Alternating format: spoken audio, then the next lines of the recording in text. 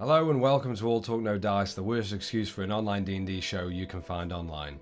Just want to say a big thanks for everyone who checked out the stream. We had a lot of fun with everyone in chat. It was a blast.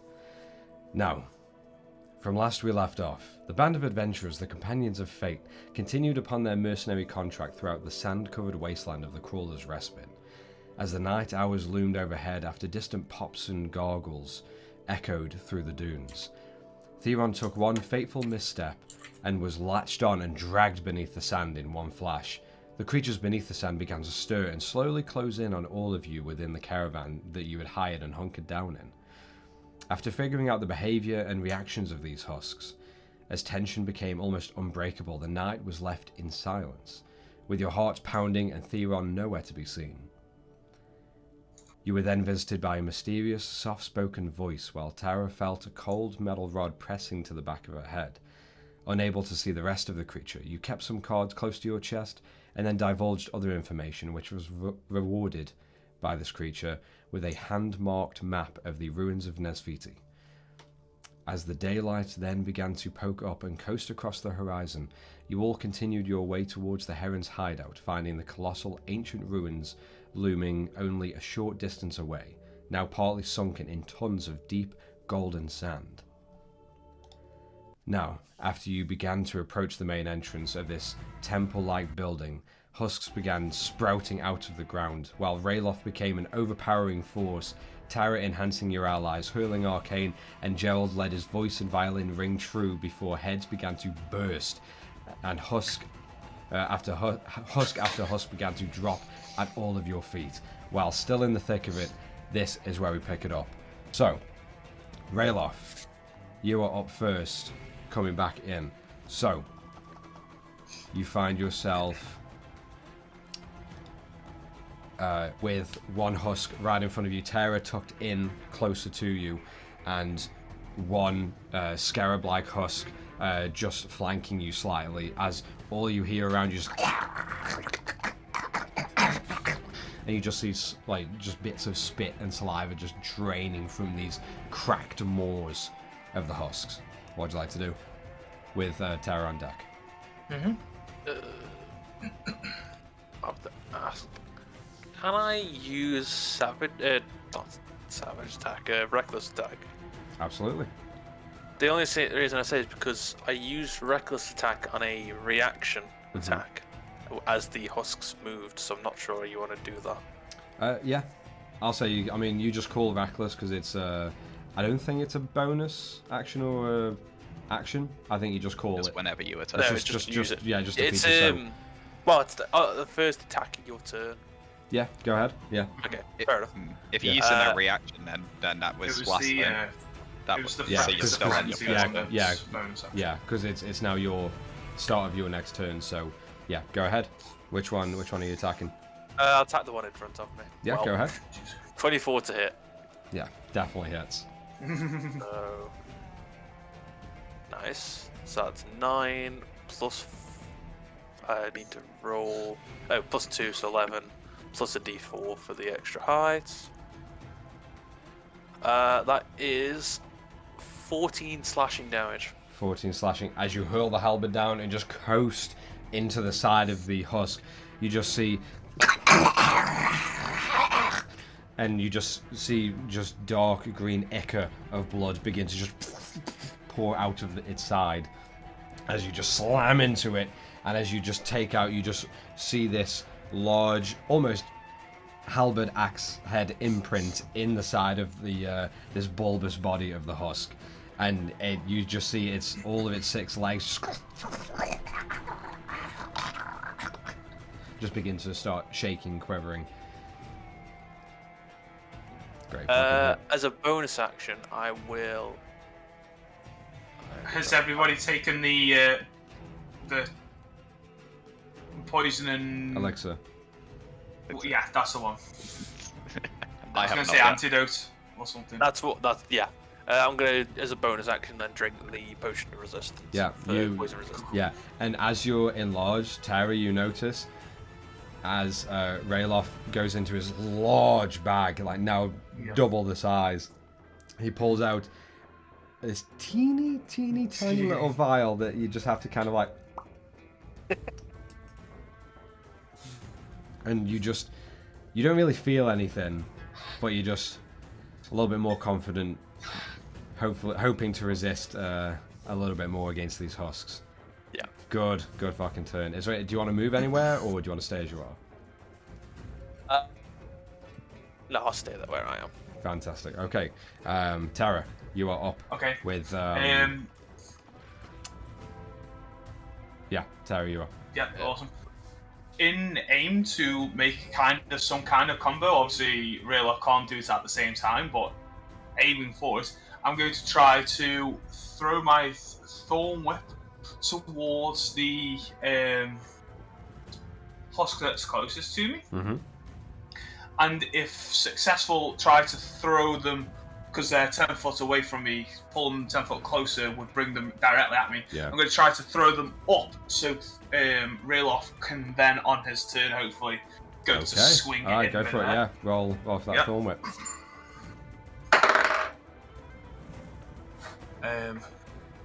16? 16 does hit. Amazing. So, roll for damage. I also want you to roll just another spellcasting roll. So just roll with your spellcasting ability modifier.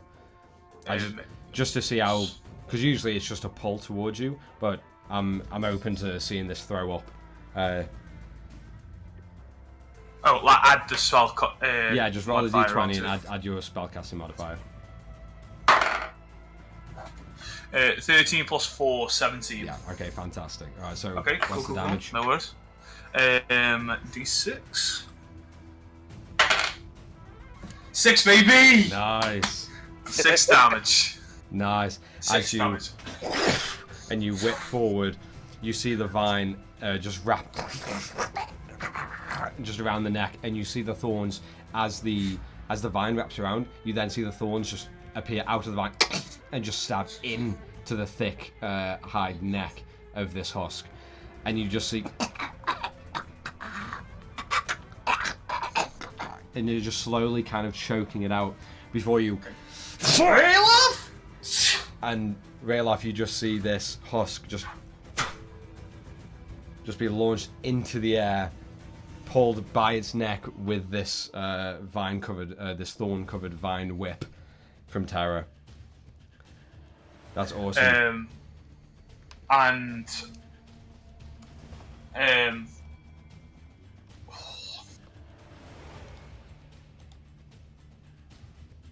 can't. I can't do anything as a bonus action right now. Let me just make sure. Yep. I can, but it'll lose concentration. Yeah, that's okay. Cool. I'll just make sure I'm definitely behind Rayloff. Yeah. So it'll be okay. I'll let you maneuver just kind of like around, just to make sure you are as far away from the husk, but also tucked into Rayloff enough. Yeah. Cool. And then that'll end the turn. All right. And as you launch this husk up, you see its like barely lit body just being tossed into the air. Rayloff, as you're kind of just catching yourself, like about to get ready for another swing, all of you hear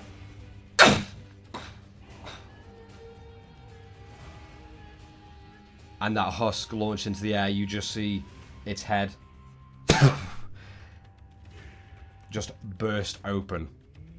Can I look in the direction of the blast? You can do, yeah. I'll say just as free action, roll a perception check for me. Doesn't look good, but hey ho. Perception.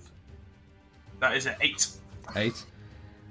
You don't see any figure, but you do see a very, very slight trail of smoke, just about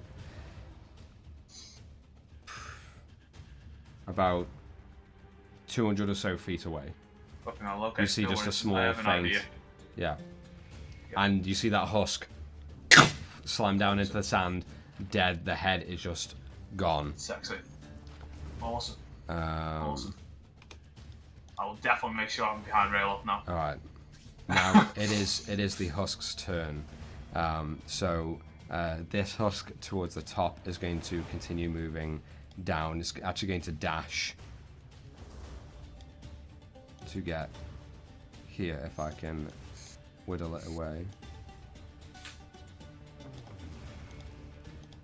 And that's going to be its turn, but the husk that is right in front of you, Rayloff, is going to go for a multi-attack, as you can see as it's like been relatively untouched, and it just begins and it's going to launch in, hopefully, well, with a barrage of 2 claws and 1 bite, all with advantage because you used Reckless. First, that is a for the claw, that is a non-natural 20 to hit. Yeah, it's. For the second claw, that is a 18 to hit. Yeah. And for the bite, that's a 22 to hit. Yeah. Okay. All right. So the first for the first claw, where's it gone? At least you've taken the vial. You take 5 points of piercing damage, and I want you to make a con save. Halve, yeah. So is that halved already? Yeah, piercing. So that would be what did I say? 5. You said. Yeah, 5. So 2 points of piercing damage, and then make a con save with advantage for me. All right. I'm glad it was advantage. 23. Nice, yeah, completely fine. And then the second claw was another 5, so 2 piercing damage. Cool. And then another con save for me, please.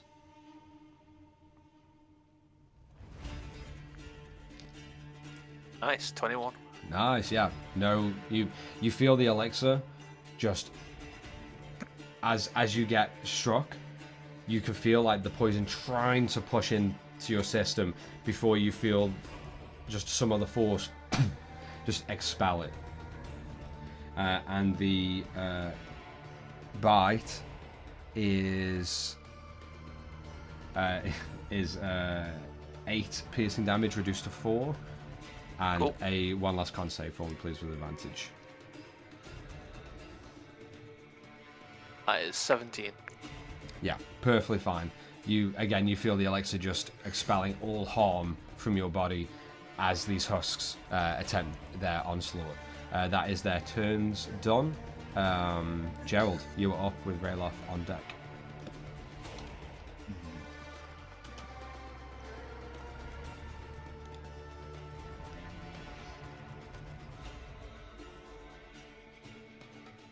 Violin. I'm going to quickly, using bonus action, I'm going. Doo-doo-doo. You're going to rail off. You will. I will say it's Bug's Blood time, and you are going to be inspired. So you take that D6 for bardic inspiration, and then afterwards, I feel. Yes, I will then cast Dissonant Whispers onto this bug down here, and what it's going to hear from there is, your friend caved in the first few seconds. How long will you last? And as psychic damage is going to rip across his body if he goes across the wisdom saving throw, I think it was. It's still half damage anyway, even if he fails. It rolled a 2. It failed. And he takes, oh, that's nice. 8 plus 5, 13. 13 points of psychic damage.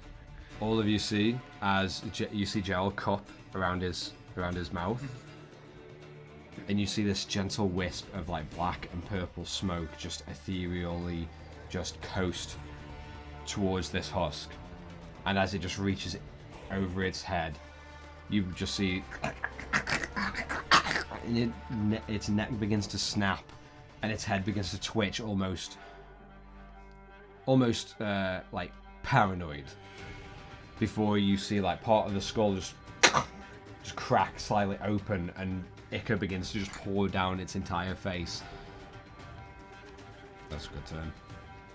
With that, I think, yeah, I'm gonna sit back into this sort of dune on the side of it and make myself comfy to watch the rest of this. Okay, as the dune is kind of like up against, you just. Alright, fantastic. So, Rayloff, you are up. What would you like to do with Terror on deck? I have a quick question. Would I be able to because I have got the hand axes equipped, so would I be able to use them for an attack? Yeah, absolutely. Okay.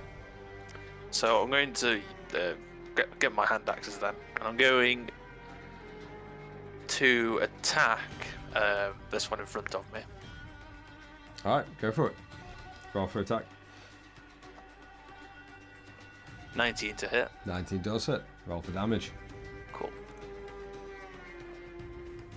Nice. So that's 9 plus 2, another d4.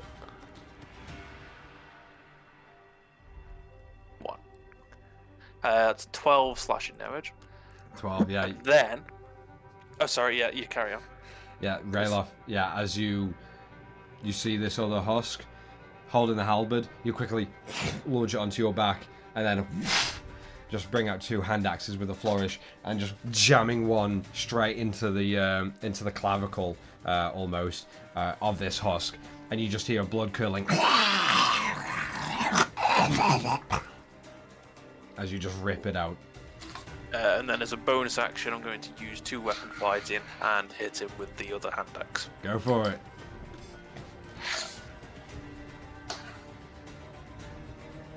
Yeah, I'll just do a regular attack at it. Alright. Should have done reckless. It was a 1. Yeah. As you get like pent up in the moment and you slam it and you pull and you see the green echo just across the sand, you then go to hurl and forgetting that you are this larger size, it just coasts over its head slightly as it just cracks and snaps at you. Do you want to move or are you staying as you are?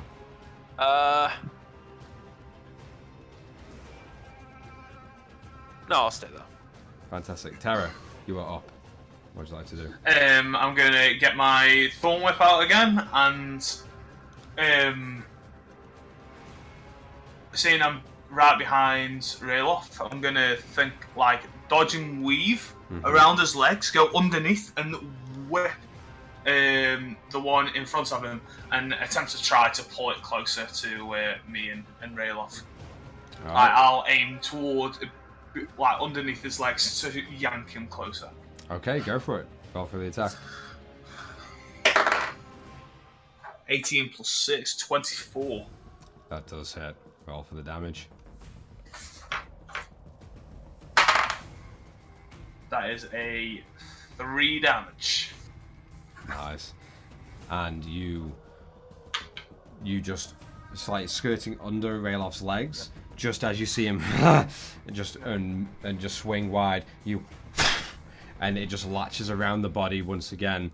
Yeah. And you see this husk and begin trying to like back away as you just and just bring it to you, finding like the sand around its limbs just pile up slightly as it's just trying to keep away from you. I'll say it moves in a lot closer. Okay. And I will stick with that. I'll have to stay with that. I'll have to sit right next to it. Okay. Basically under Rayloff, yeah. Yeah. Okay. And All right. I'll end my turn. Fantastic. Okay, so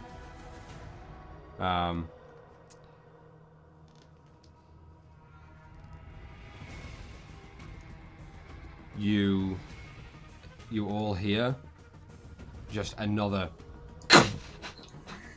echo across the dunes. Try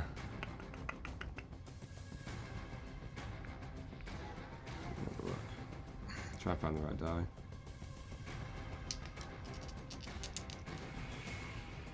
Nice. Okay. I'm only gonna say this just because I'm proud of the rolls. Okay. As the husk, that is the husk that is there, that has just made its way over to you. As you're continuing the onslaught onto the husk that you've now dragged into you, that's looking a little bit rough but still active enough. You see the other one that's fresh faced and just ready to go, and after you hear that, as the husk, you turn your head to the left, Tara, and you see this husk, and it just bears down. And as it does, you just see part of its face just be blown off. You see half of its face now just like hanging off by the jawline, and part brain matter and ichor gore just dripping down, and you see it near instantly keel over before it's just barely struggling to even get up again. It is now the husk's turns.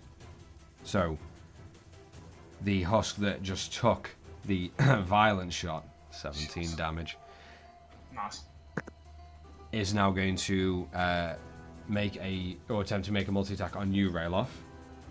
And there was no reckless used, so just standard rolls. So 2 claws, 1 bite.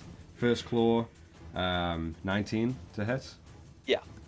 Second, 7. No. And the bite is going to be a 12. No, it's me either. Okay, so Just the 1 claw. That is 4 piercing damage reduced to 2, and 1 con save with advantage for me.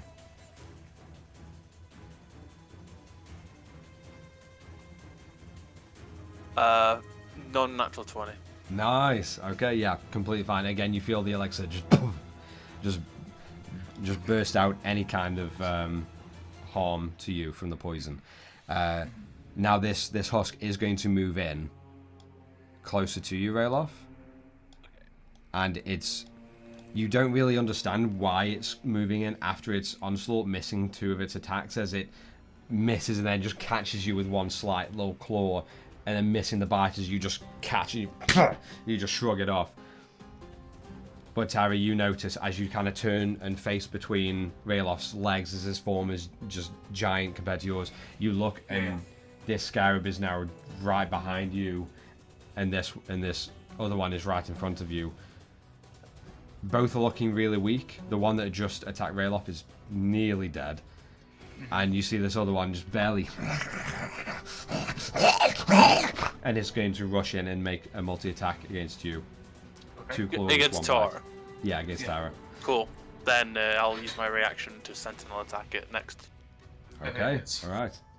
No, it made an attack, so it can. Oh. All right, so 18 for the first claw. It does hit me, yeah. Another 18 for the claw. It does hit me. And the bite, 12. Doesn't hit me. Okay, so... I just... Sorry to interrupt it. The moment the first one hits, would Rayloff then get his hit, or would it be after... I'm not sure it would be, because it's a multi-attack, it like technically classes like the time of 1 attack. 1 solid attack. Yeah, so no it'll be worries, after the attacks. All the attacks have gone off, yeah. So just the 2 claws that hit, as the husk Rayloff, you look down and you just see the husk like bear down and scream towards Tara and go in for an onslaught. You see 2 claws just latch into each side of your sternum, and then it try to lean forward, and Tara, you just bash it off with an elbow and just cover up. For the claws, 1 does 3 piercing damage, and then a con save, and the other does 6 piercing damage with a con save on top. Okay, I've just done the health parts. So the advantage is a non-natural 20. Nice. For the first one. And a natural 20 with 26 being the total. Yeah, you feel that elixir really putting in the work as the onslaught, and you do feel hurt, and you have to cover up, and you bash the large maw away as it weakly tries to get to you, and you feel the poison slowly like just and just burst out, almost like you feel an extra like little tap in each side. Yeah. And you just feel like an instant relief and a weight off of your body. Awesome. Fantastic. Rayloff, you wanted your sentinel attack. Go for it. Yeah, and I'm guessing that would be with a hand axe. Yeah, whatever you have equipped currently. Yeah. So it'd just be the 1. That is 24 to hit. Roll for damage. Nice. So that's another 5. 5 plus 4 plus 2. Then the D4. Barbarian. Nice. 2. So 11, 13 slashing damage. 13 slashing damage.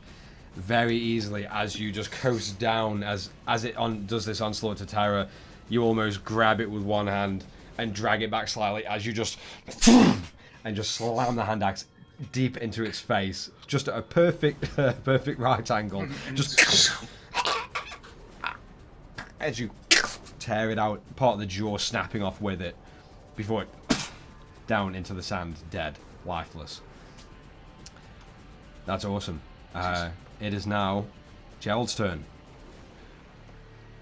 Gerald, not even bothering to particularly move too much from his leaning sort of side on the thing. He's just gonna point towards the book and go, Raylo, watch out! He's trying to eat your ass, as I cast Vicious Mockery onto the that bug. You casting it on me? No. I cast it on the bug. Just saying he's trying to lick at his ass. He's trying to eat your ass. Alright, what's that, wisdom save? Wisdom save. Alright, let me just double check. Wisdom, that's a 14 wisdom save. He saves that one. Oh. Fuck. Damn it. It was a good vicious mockery though. Yeah. Is there anything else you want to do on your turn with Gerald? No, that's it. My warning stands. Okay. Alright, no problem. Let's see.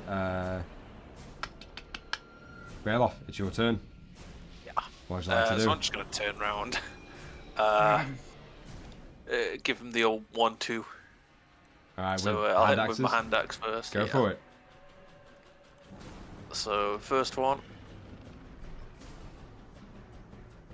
is a 17. 17 does hit. Yeah, and sod it for the sake of, I'll do reckless on my second attack. Go for it. Oh, it's so close to natural 20. Yeah, 24. 24 definitely hits. Roll for damage on both. So on the first one, that is 8 plus 2 is a 10 plus a d4. It's 11 slashing damage on the first one. Alright. On the second one, that is 2 plus 2. 4, 7 slashing damage on the second. 7 slashing. Rayloff, how do you want to do this? Before he does kill him, I'm going to shout out Sierra Centils, and then he's going to kill him how he wanted to kill him. Right. So after I hear Gerald say that, so we're gonna spin my hand axe back. I'm gonna run one axe down my body that way, taking off his right side, and then I'm just gonna backstep and just cleave straight through the rest of his body on the other attack. Yeah, as the one arm slams down, and then you backstep and spin, hurling that second hand axe towards it, and you just rake across its body, seeing its entire form just burst into two near perfect equal halves, and you just leave with a rain, especially above you, Tara. You just feel and you look up, and it's not the rain. You see Rayloff just holding on each hand axe, just half of a husk on each, as the gore just rains down on you and the sand around. I'll kind of hide under Rayloff's legs, make sure I don't get all the shit on And me. you just, Come on. and that concludes the combat. As Amazing.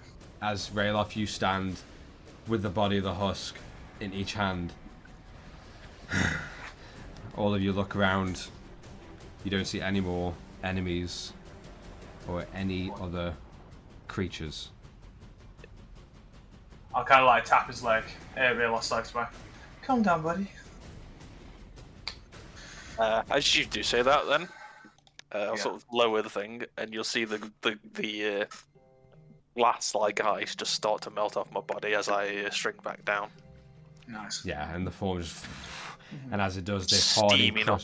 this hard encrusted like shards of ice armor just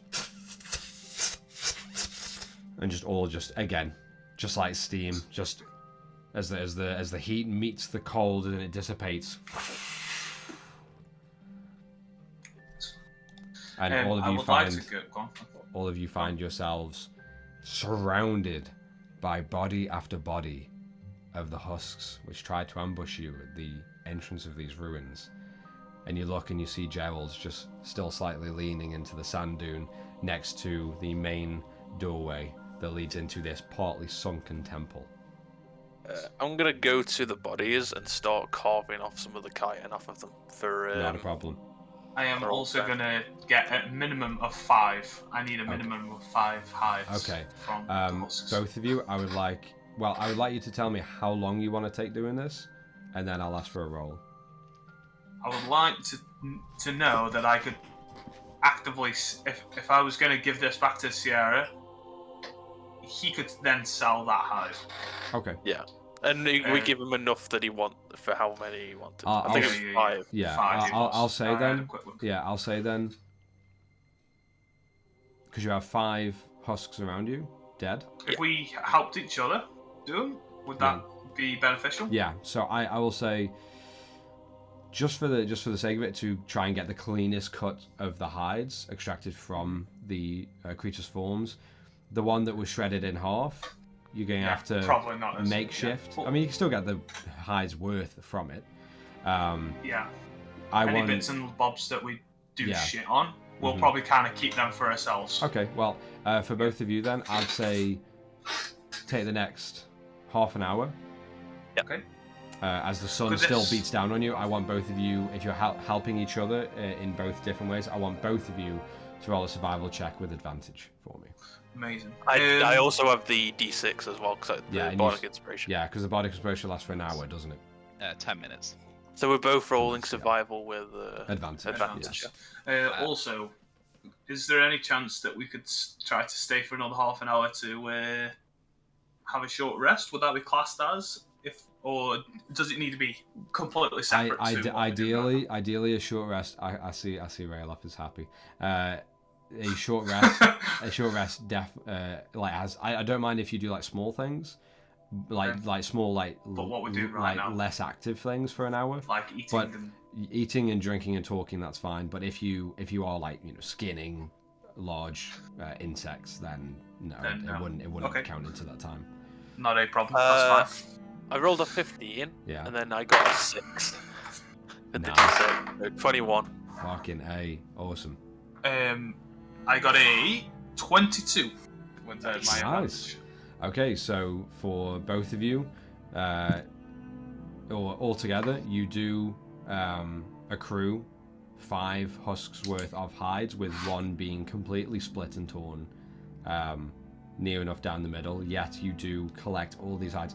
They are large, and you really have to wind them up and wrap them and properly tie them off. But you have enough rope, you can do so. Yeah. Cool. I guess I'll carry them all. Yeah. Was that just 5, or is that 5 each? Sorry. 5 altogether. 5 altogether. So 5 large hides. 5 large chitin hides. Yeah. Husk hides. Yeah. Whilst they're doing that, then I'd like to keep an eye out, on the main entrance. I'm going to, keep an eye on the stairs, and also, you say there's huge pillars coming up to the front of this archway, didn't you? Yeah, almost like kind of like in Washington DC. They've got the 4 or 6 pillars. Imagine like that, but just 2 very large ones on either side of this canopy, this sandstone canopy that hangs over the small main doorway. But this is the canopy itself is immense, coming off of the roof portion of this immediate chamber. I'd like to start climbing up. I'll keep an eye out if anything's above me, but then once not that, I'll then use that as the vantage point to try and look down the stairs. Yeah. So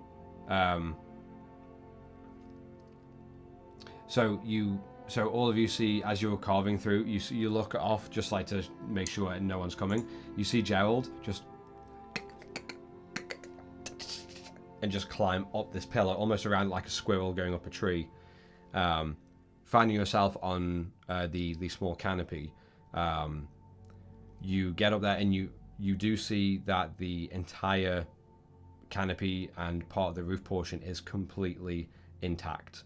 There is no breaks in there. You're unable to see through anywhere. Okay.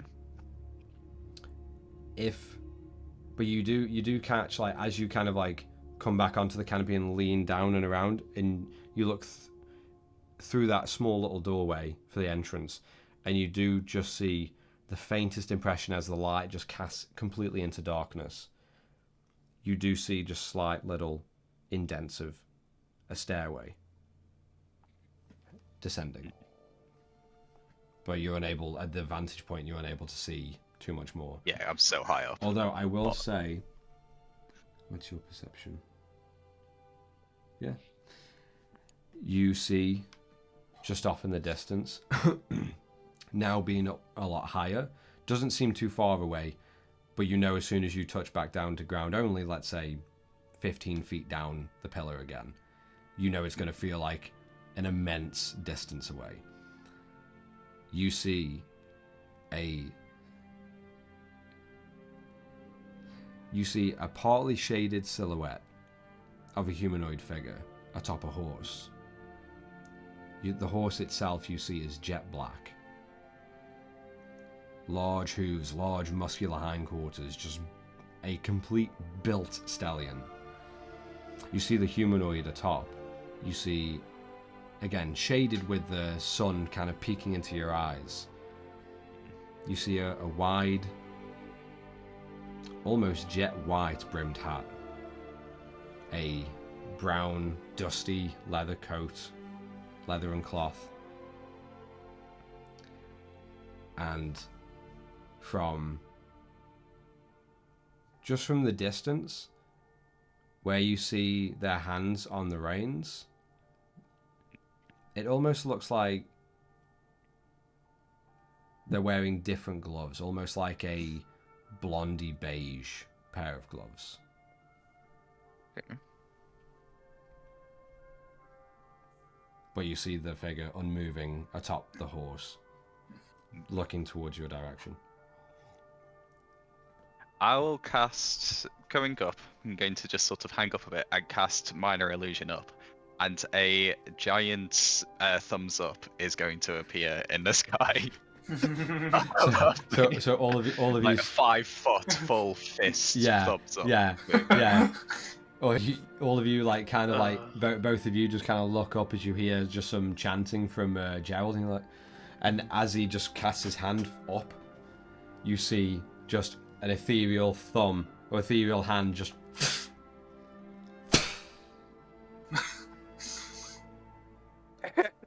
Gerald. Nice. Yes. In the distance, as the dunes from the ground level, both of you wouldn't be able to see this initially, but Gerald, you see in the distance, you see from the figure, you see one of the figure's arms kind of just raise up, and then you just see a bright, hot red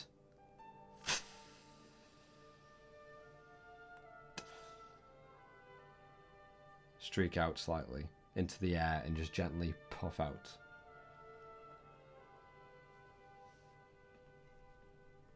Oh. I'm definitely going to make my way down, Megan. Oh, he doesn't move from there, does he, afterwards as well? You don't notice, no. No. Yeah, I will definitely make my way down then. Right. Yeah, we part way through the hides, I'm guessing, at this point. Yeah, as they are just get about halfway through the initial 30 minutes, you come back down the pillar like a squirrel, and you just all the way down, yeah. And yeah, if there's anything any of you would like to do, I'd say it's only going to take a few more minutes until Rayloff and Tara are completely done skinning and then rolling and packing the hides. Yeah, onto Rayloff. Onto Rayloff. The pack mule. Oh, that mule. The pack mule that's bigger than everyone else. Yeah. The reason why.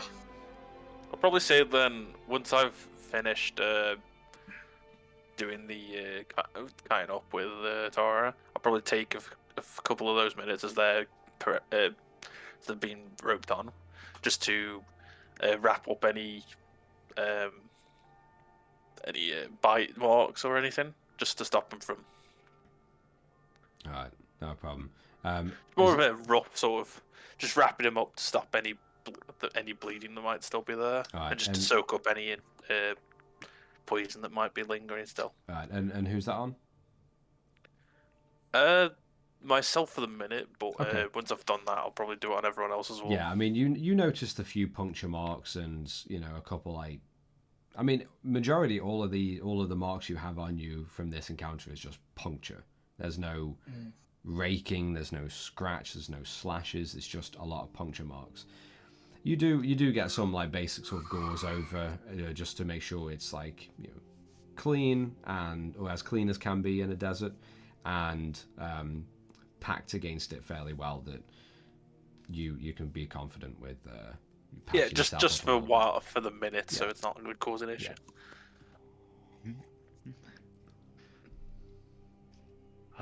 You're a very religious man, then, are you, Rayla? Religious? Holy. As I point at all your holes in there. Rubbish. He's going to be the first person to punch him in the face. Yes, I've also noticed you certainly seem to like to joke. What can I say? There's not a lot of stuff to do out here. But what is out here is our friend who pointed the thing at your head, Tara. And he may be waiting roughly that way, a few minutes travel. Do you think he's with helping us in the ruins? I know. But I don't really want to see him for some time. He kind of scared me. Well, this time he won't be stood directly beside you. But What it looks like he exactly- can hit you from a far distance. What exactly made you think that he wants us to go to him? Oh, you see that giant thumb I made up on there? Yes? That was to him. And he right. responded with a red sort of flare. Could that not mean danger? It could mean it's dangerous just to be near the entrance part of that. He Do may we be still telling. want to go through this way, or do you think it's worth? I looked, and there were no guards immediately present. There probably will be further down. I still feel like this is the right call to go this way. What do you guys think?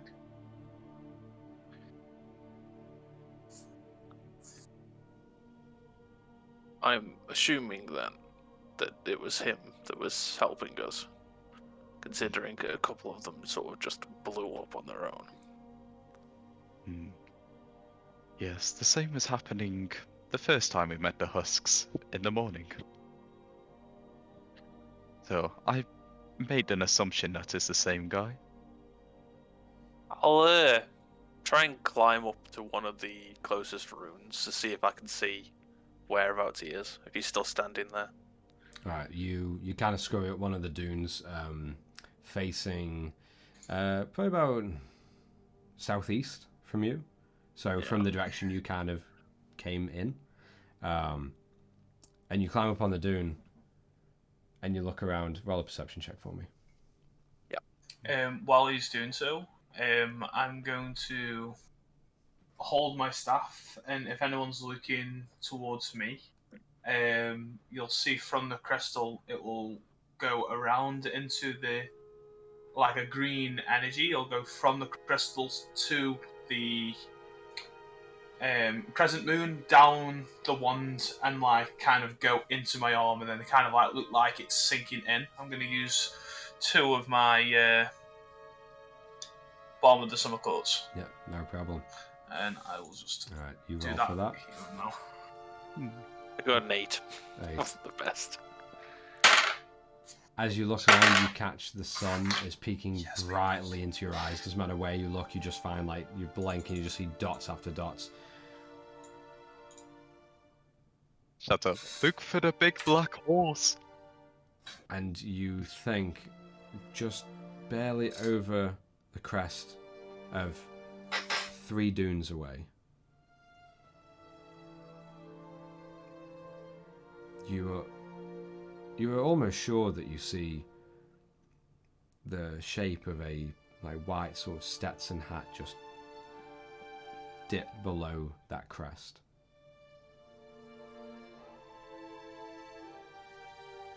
I think he's still there. Is he moving or is he stayed still? He's staying still, I think. You come have a look if you think you're so sure. Oh, I shall make my way up. Is there any coal legs in the area? You don't see any right now. Bastards. No worries. There may have been, but you, as you kind of look around, you just feel like maybe the commotion scared some of the other, like, desert life away for the time being. Okay. Yeah. Hmm? Yes. I'll make my way up to the dune that Rayloff is stood on. Right. And yeah, I'll try and perceive again to see if he's still there. Alright, roll a perception check for me. Imagine your perception better than mine. You might want to rethink that one. Oh dear. That's 11. No, it's better than mine. You just see hills of sand and more sand. Just golden and beige grains. Oh, he appears to have left us. I like him. Well, if he's gone, then we'd best carry on to try and find our friend. Yes. Now, the main entrance, or to find the side ones? I still think that we should go through this entrance and come out the back. Put the map up, the other map. Mm-hmm.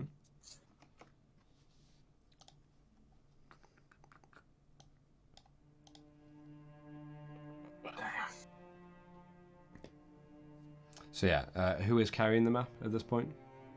Myself. Okay, yeah, so yeah, Tara just brings out the small noted hand map. I'll say we can't. Well, yeah. We'll stay where we are. But I'm listening out for any more creaky noises like also the husks again. And remember, while you are going through this, if you're going to be like, let's say, an hour or so just talking, checking everything, just let me know if you want to use that as a short rest, and I'll accept it. I feel like with the half an hour, it would have been just more quick talk and go. Okay, it's completely up to you guys. Just remember, just let me know if you all decide you want to take a short rest. We can fit it in with some dialogue and some checking of things, but no strenuous activity or like really active activities. You think you need one? Yeah, I was going to say that's why I used the bottom of the summer court purely because I thought we were going. So. Okay, all right, no problem. Just letting you guys know. Yeah, that's cool. I'm honestly not sure what the best thing to do here is. I still feel like the entrance is the way forward. We can check room by room. It is a brilliant and an absolutely bold move. What happens when we're surrounded by 50 goblins? Because I will run. That's not good. But at least we know there's an exit. If the cavern caves in at the other, and I'll point at this area here, we're fucked. There is no running. Because we can't. So you'd rather clear the entrance first to make sure we have a good path. At least we know we've got an exit. Once we get to here, points here, that's where we can decide where we're gonna go, what we're gonna do. And no offense, but out of all of us, you're really the only one that can do stealth. I can turn into a snake. Okay, I can't do stealth then. Is that better? It's true. It's true. You can be the backwatch. Make sure no goblins come from behind. You are definitely then the distraction. I am not running into 50 goblins worth. No. No, you just have to run away Ask and leave 50 an entrance goblins. free. Please tell me this is not the plan.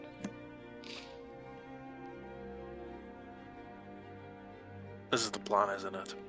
I feel Well- like so. Your other choice is head to the. I'm going to point to the right. I'm pretty sure that'll be one of pointing at the map on that part. This bottom Like the area. bottom. Yeah. Yeah, the very, very bottom. Mhm. That will be the area that we could probably find the easiest. It seems to see. be on the same similar line as the entrance. We could always try it out.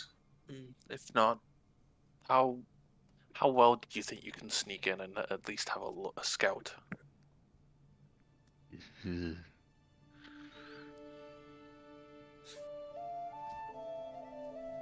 I'd say it's 50-50. Well, if I nothing don't- else, you could always bring some back to us, and we could find them near the exit. Was there any notes written down to say about the south area, or was it literally just everywhere else? About which area, sorry? Towards that south part, down here. Was there any there was no scribbles around there. It was just the Oh, question those mark. scribbles are Gerald's knowledge. Yeah. That's Oh, the okay. point. You won't know of any of those. Would we have seen any kind of looking more at the map now that we're more there, or I mean, or is it literally just Gerald? End of.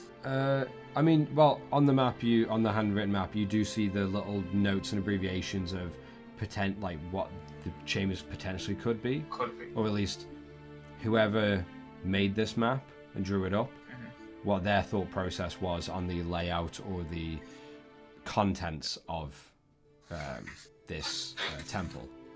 I think Yeah. those marks they were on the map, weren't they? But Yes, yeah. you didn't spot them for perception when we first did no, it. I didn't. No. Yeah, no. Okay. So all of the X's, question marks, and the also jotted notes across the map on each chamber, more or less, of what they potentially could be, is all on there. Okay, that's fair. We don't really know what this is. It could be literally their base of hideouts. Could be where the goblins are.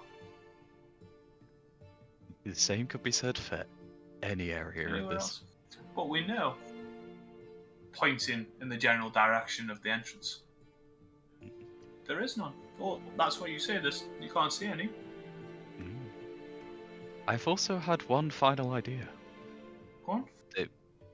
The goblins don't want to die. They respect power, and they respect who's going to win the fight. Why would we not just challenge the leaders straight out? I'm happy to do that. Because there's no guarantee they won't just ambush us when we're all inside. It's true, but Greed did It's say also that they true. did have a rebellion. No, they said if they rebelled, they'd die. But we're not fellow goblins. I think we should focus on finding our friend. I'm saying first. if we see any goblins, we could try to talk them out by saying we're only going for him. Join us. Okay. Well, how about this? We can flip a coin and we can decide which entrance we go down then. I'm. If either works. I just don't want I just don't want the entrance to cave in, and us having to go one way. I promise, no loud noises near the cave entrance. Okay. I feel like, Gerald, you are high and mighty on this one route that you have an idea on. We'll do that. Just don't do anything stupid like pulling hands out of pages. Anything stupid. Because I will punch you in the face. And then I'll throw you in through the front entrance. And then we will run. Wow. Such friendship. I'm I going know. to start walking to the right of the main building Yeah, we'll to try follow. and search for this entrance. I know. Also, As I you will go open up my book of the Token of Buoyance. Okay. As you go past, I'll say, I didn't say I wouldn't follow in after you. I just said I'd throw you down. That's friendship. As you open up the book and you look in, and you just hear in your mind, it's deep down, but I know you got it. Giving it a nice little slam shut. We've got this. I'll use that to give bardic inspiration to Taro whilst that's happening. Okay. That's how confident he's feeling in it. He's like, we're doing this. Okay. Alright. Wow, I'm taken back by the inspirational quotes that you just said. Oh my god. Okay. So you begin to veer off away from the main entrance, and you, still just surrounded by dunes of sand, you go to, are you going to that small little piece of structure that is sunken? Yes. Okay. You go to what must be a small sort of slight like overseer's tower, just the top. How tall it really is, you don't know, but you just see this almost like a rampart, just a little bit more aesthetically pleasing and closed off at the top.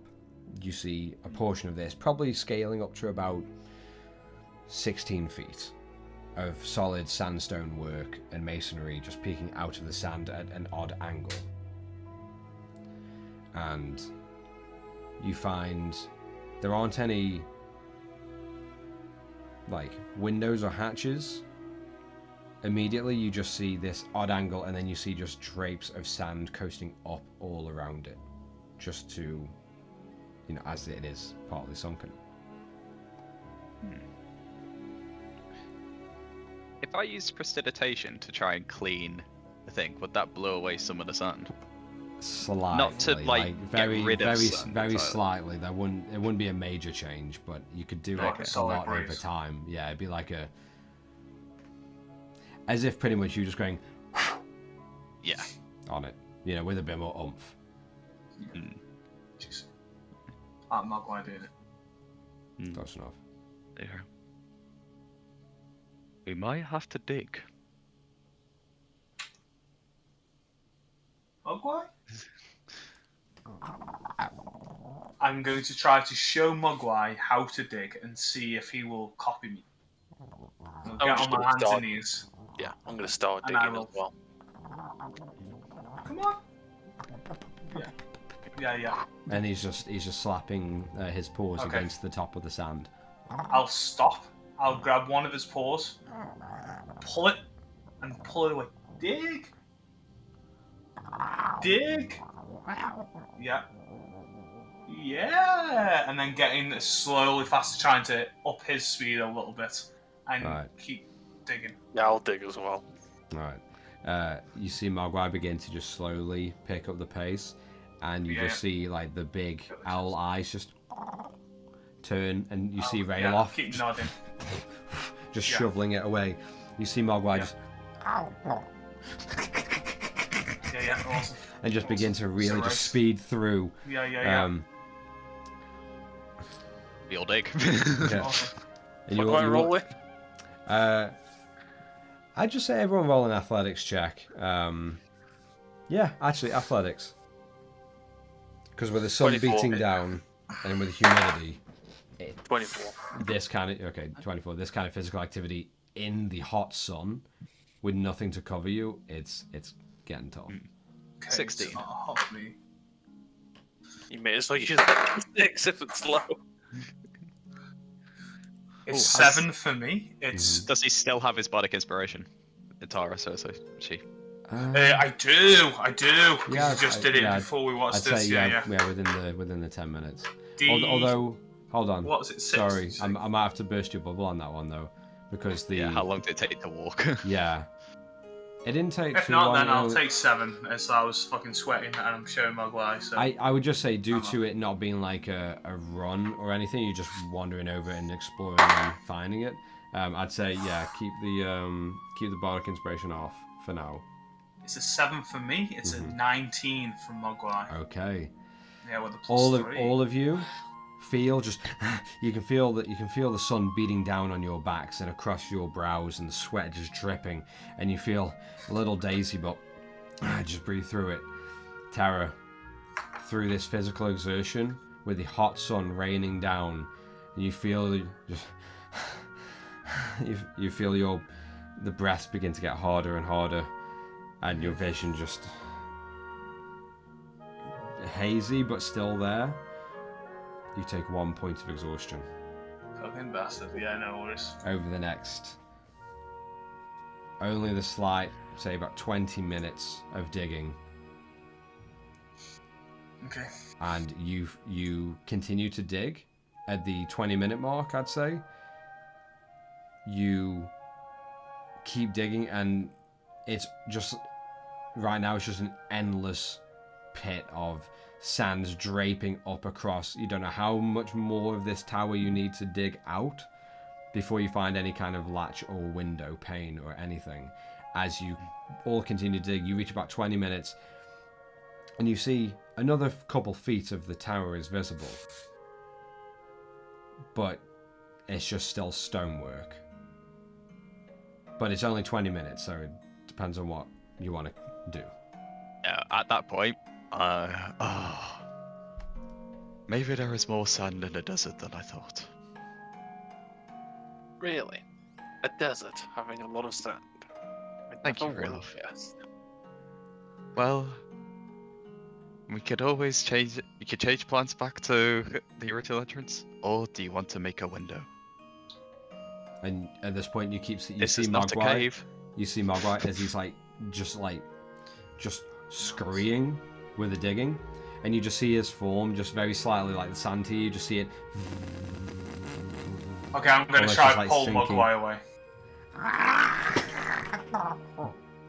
And you're just holding. Yeah. And then he'll see the sand kind of... Yeah, and you look over and you see that little like area that he's kind of burrowed. Like you just see sand slowly just beginning to. It just shifts back over maybe with gravity over the small little hole. Determination has prevailed. I'll give him a stroke and a chunk of meat. Yeah, just very quickly. Good buddy.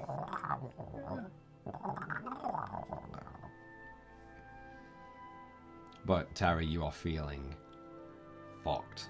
Fucked. You're. I'm going to make sure I take a swig of my water skin. Yeah. And I'll just like chew on some random shit Yeah. that I've got out of a ration. All right. Yeah, I'll have a swig as well. All right. So, all of you just keep the fluids up and stay hydrated and fueled. Tara, you still feel your body kind of racked from. You must have only been going for about 10, 12 minutes, and it's just immense. Feel it. Okay. Well, I know, for one, you just need to get inside. It's hot. I'm gonna pull the sand away to make sure to like start uncovering this doorway then, or window, whatever it is. So. Okay. You go back and you just shovel a couple like more inches off the top of the sand that's draping down on the sides of this rampart, like temple tower kind of thing. And as you pull away, maybe like another foot of sand away, I want you to roll a athletics check for me. Hey. 6. You feel your body begin to slowly give in as you're coming to the last few shovels, and you feel you're just seeing golden sand, so much sand, and you take 1 point of exhaustion. So mark that down as you gently begin to see the the embossed design of what could potentially be a window. Slowly, just the top, I'd say only a couple inches of that like designed like curved masonry that usually frames windows on like, you know, more like traditional castles and ramparts. And you see about 2 inches of like curved masonry, which would most likely indicate a doorway, window, anything that they would want to frame for aesthetics. Are we trying this or are we going the other way? Oh, I'm not walking back to that entrance now. Fine. I'm just gonna shove Gerald out of the way and just start heaving. Using his axe as a shovel. Alright, as you start going, roll athletics check for me. 12. 12. As the sun beats down on you, as you you feel your vision kind of go a little bit hazy and a little bit dizzy, just as you just push past it and you keep going and going. And over the next 20 more minutes, you take away another 1.5 feet on your own of sand, and you do begin to see this about I'd say about like 1.5 feet to 2 feet of this window. Open air window, just a window frame almost, set in this rampart sandstone tower. And you see the nice flowy curved masonry around it, just framing. And you're digging through the sand and you find this window. And as you kind of look in, as the sun is just cut off, you just see more packed sand inside, just almost pushed up slightly against this window frame, but leaking out now as you've been digging and taking some of the sand out. Question. Yes. When we got to a point where there was a small amount of space, is it just the top of what we think is a window, or have we seen now through it is a window now? So at first you got about, with Gerald going, you found the slight little masonry of like of a frame of a potential doorway or window. Okay. Or maybe it might have just been some stonework like filigree along the tower. But with how rustic you've seen this temple, the only things that are going to be framed or like have details on will be the things that people will see or access through. After Rayloff has gone nuts and dug for the next 20 more minutes, you do see about the sand pushed down 2 feet or so, and you do see about 2 foot of I'd say about like a 3 foot tall, maybe 3.5 feet tall, in total what you would imagine a window frame. There's just open air, no glass pane, no shutters, nothing. Yeah. It's just open into the tower. Only because so when the sand has released, so the space where the window could be, did any air get pulled out or in, like, you know, how it sucks in air because it hasn't had it for a long time? There was no like suck or immediate like inhalation or exhalation of any kind of oxygen or air that had been in. Yeah.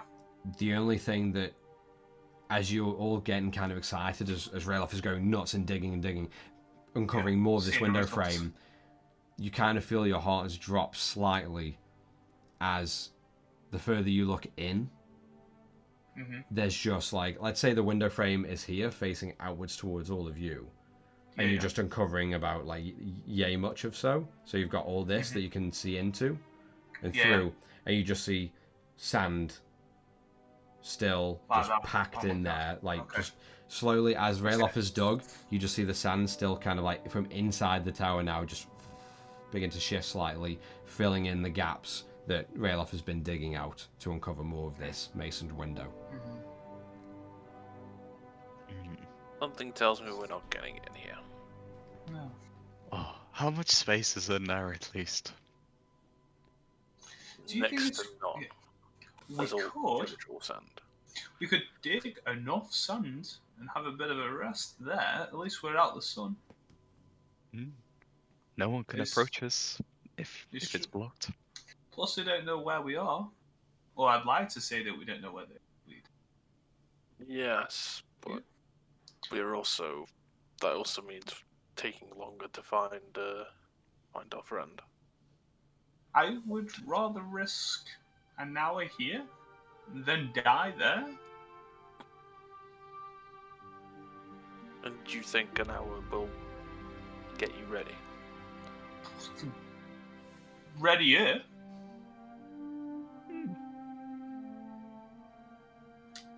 I feel like as much as my head is killing because of that stupid sun, I would rather risk a little. I just need some time to calm. I'm going to start taking out the tent then. I'm just going to set up the tent. I'm going to try to squeeze into that 3-foot gap and try to kind of like push sand out. As you squeeze in, and you do manage, I mean, to just kind of squeak by, but you're not a super large form. You're fairly lithe. You sort of like slither in, and you find as the sand is kind of curved, it does come to a plateau within this tower. It's not filling all the way from the very tip top. Yeah. And as you like scurry in, you do see above you about 10 feet's worth coming to a tapered point of empty stonework.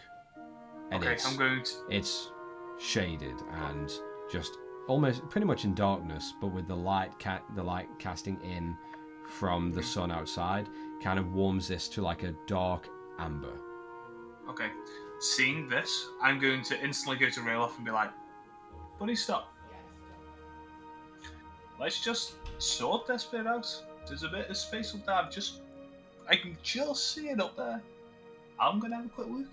If you want to just make sure there's some space here so you can get through, I'll take Mogwai and I'll have a quick look and I'll come back to you in a sec. Mogwai!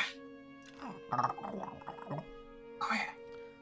And we'll both kind of go up. I'll kind of like crawl up. And I want to actively. It's weird to find your footing, and as you do, Gerald, you kind of look, and with each like little slight grunt or groan as Tara is like scaling on the inside of this, you can't see her, but you do see a little bit of the sand just begin to like coat over itself, not filling in that window again, but making the gap a little bit smaller to get into. But again, it just be another just rake it out of the way and then climb up and in. And Terry, you do honestly less than like 3 feet up of a little climb through this little up this little sandy hill, and you find yourself. It's only the space around you is only about like 6 feet around. So almost like imagine like a desert sand, like a sandstone igloo almost. With a larger tapered point. You do have space to move and lie down if you wanted to, but you kind of like, as this hill of sand is inside the tower, it kind of plateaus to a nice rounded plateau, and then the rest of the tower is kind of pointed up here, open and free. From the very top, Is there any kind of similarity of a door could be here because the sand's gone back down, or any window, or anything else like that? Roll a perception check for me, or investigation. Your choice. So now, Gerald's still lying on the floor after just sort of collapsing a bit. And he's just going to sort of, you know when some animals shimmy their bodies and try and get the sand to just go over them? Yeah. I'm just going to sink myself into the sand to Okay. cool down a bit there. Well, outside. It's not a natural Yeah. 20, but it's Still outside, so I'm just sort of I'll leave my beak and head and eyes sort of Yeah. visible just at the Okay. top. All right, so Gerald, you just begin to sand angel shimmy Yeah, and just- wiggle yourself, and you just see Gerald's body just Dun, into the sand, Yeah. just enough. You Because can I'm still see a little husks bit have of the got an front, idea, I feel. a little bit at the front of his chest and garbs. Mm-hmm. His arms are gone, his legs are gone, and you just kind of see just an orange, jagged beak pointing out. Gerald, Nice.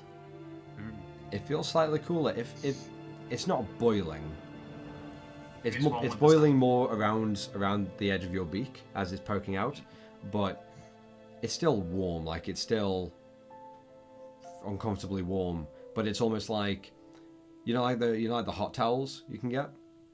Yeah. When you go fancy places, it's like that all over your body. So it's not a boiling heat that is just pounding down at you. It's this, like, almost entombment of hot towels. Just, it's a weird pressure as well with the sand on top of you, but it's more comfortable than staying both feet above ground. No. When I see him, It's when I, kind of like a spa day. when I see Gerald do that, I'm gonna get my hand axe, dig it into the sand, and throw as much sand towards him as I can to his face. Yeah, Gerald, without being able to really turn or do anything, as you're just murmuring and you're just enjoying this spa-like sensation, just straight into your mouth, you just feel like a slight just grainy, just sand just cracking in between the edges of your beak, and it's just all over your tongue, and it's horrible. Yummy. God. All my wants to do is get cooler. Yeah, I'm helping. I'm just gonna keep throwing more at him. I'm not gonna be. I'm gonna bury me. Yeah, okay. So as Rayloff, you begin to just with one hand axe just shovel it and begin to bury begin to bury Gerald in the sand further and further. Tara, what was your check? 19 plus 2. Nice. 21. Okay. You don't see any indications of any masonry or stencils of where there should have been constructed windows or doorways, as be it this is more of a top of a rampart tower. Now again, you don't know how much distance is below your feet with all the sand, Yeah. but you are you're pretty much at the top. You do notice with a 21, you notice closer to the window you came in from. Yeah. You see 4 lines sort of etched into the sandstone, Mm-hmm. and just almost like the sandstone itself and the masonry is scarred slightly, and you see these 4 very thin lines all bunched together, just raked in multiple areas around you. On the walls you see almost slash marks dotted all around you in various heights and places and around the window. That's really the only thing you notice within this, the top of this sand sunken rampart. Okay. Not so many marks to as if someone came in and just started spinning with a couple hand axes or blades or anything. Yeah. But in just enough places that. Roll an intelligence check for me.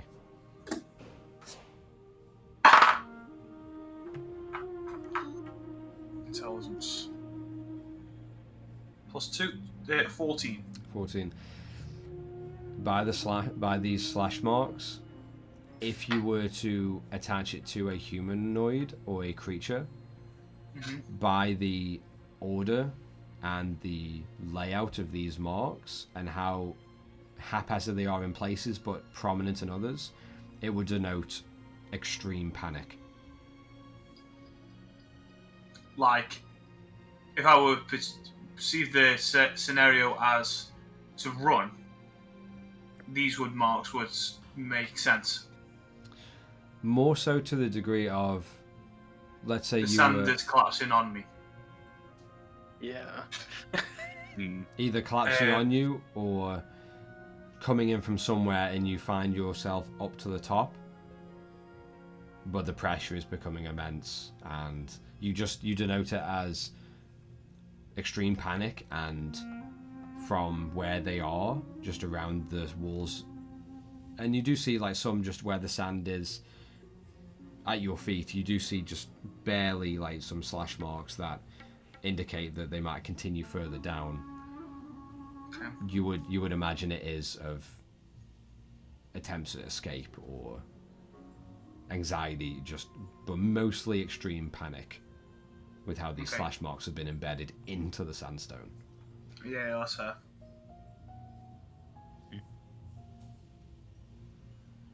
Okay, I'm gonna go back to Rayloff because that's all I can see, apart from maybe the possible beak of just Gerald.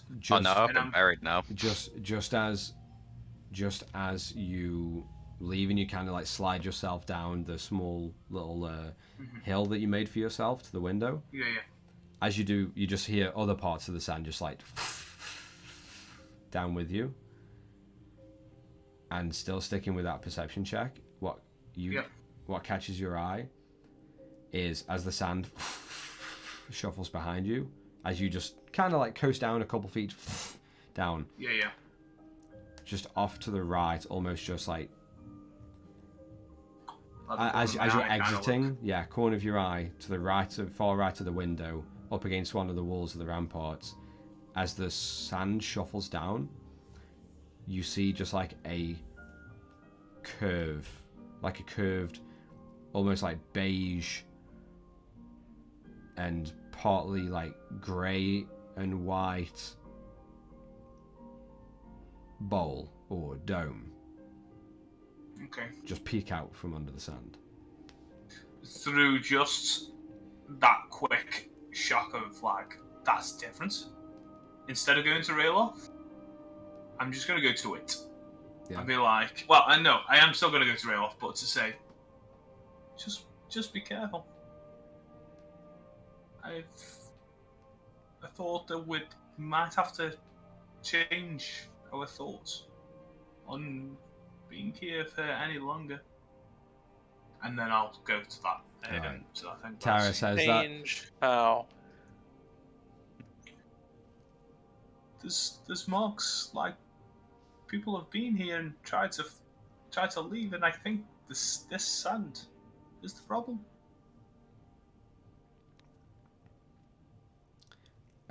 Gerald, all you hear is just muffles of voices as Rayloff has near partially fully buried you in the sand.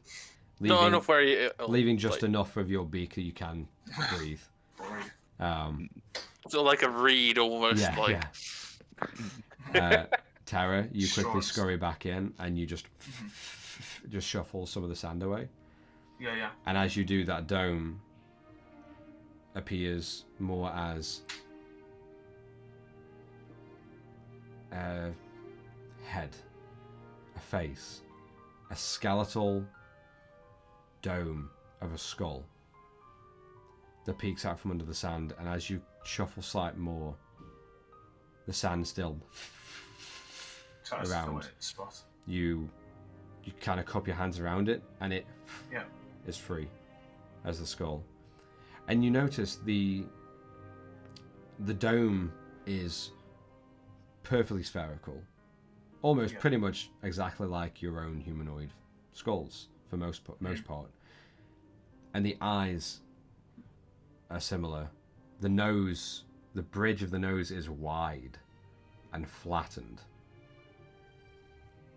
And around the jaw, where the bottom jaw is gone, the top jaw, you see rows of molars and canines and incisors, but you see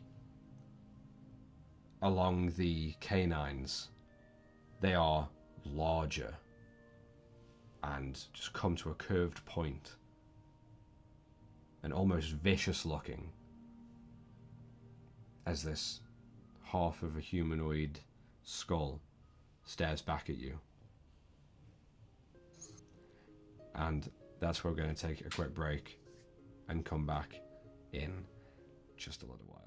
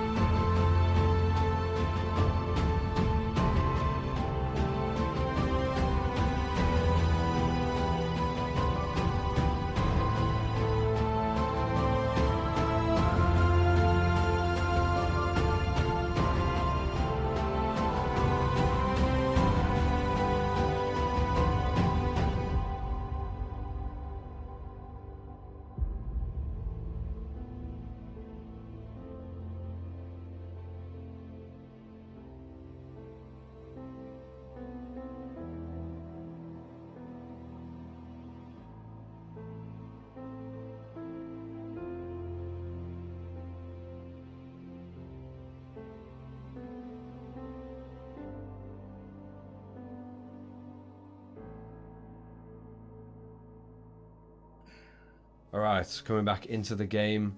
After the party had defeated the ambush of husks at the entrance of the ruins of Nesfiti, you took the time to scout around and try and find your friendly or your wayfaring stranger ally that you had spoke to only briefly the night before. And after he had aided you, he seemed to have disappeared into the wastes of the sand. You then turned your attention to how and where are you entering these ruins, hoping to find Theron within, and hoping to not find other things that you have definitely heard that may or may not be inside. All of you ended up coasting eastward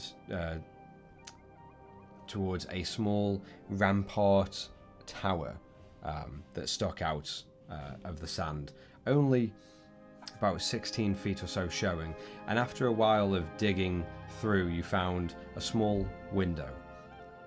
With Tara and Mogwai being able to crawl inside, you found it to be a small opening within the top of the sand as it plateaued, with a decent 10 feet above you and about 6 to 8 feet around, enough to lie down and have a little bit of a shuffle around, but not really walk and flip around and everything.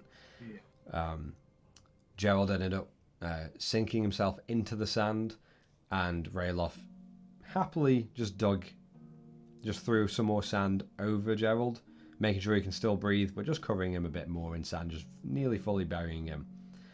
And as Tara decides to start shuffling out of this small rampart, back out into and through the window, as the sand all shuffled through, you discovered a small humanoid-esque skull just sitting within the sand. And that's where we pick up. If I were to guess what the other half human, half something, could I guess just off the look of the skull what it could be? Or Roll a history or a nature check. Completely up to you. it will most certainly be nature. Surprise, surprise. Yeah. 19. 19. You've read and heard of plenty of species of humanoids and creatures. Yeah. You've never seen like the full anatomy of one in the skeletal form, Yeah. but you see the layout of these sharp, jagged canines that where there's supposed to be only a couple, there are quite a decent row on the top jaw, as the bottom jaw is not there on the skull anymore. And you notice it is reminiscent of almost like a feral cat.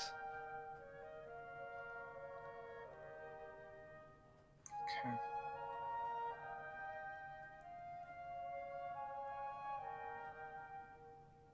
I'm gonna keep the skull on me, and I'm gonna just see if my hand can kind of dust away any kind of extra excess sand near the skeletal form to see if anything might be on its chest or Okay, if it was wearing anything. roll an investigation check for me with advantage. Much better. 14 with investigation. 260. Okay. Yeah, you dig around it. You find no torso or any continuation of a body. Well, okay. It was Yes. lucky find of a head. Yeah. Yet you shuffle some more sand away, and pressed flat up against the wall, the close wall to the window, is a skeletal hand. Just broke, like you see around where the wrist would be. The hand itself is almost like crunched up, kind of like almost like a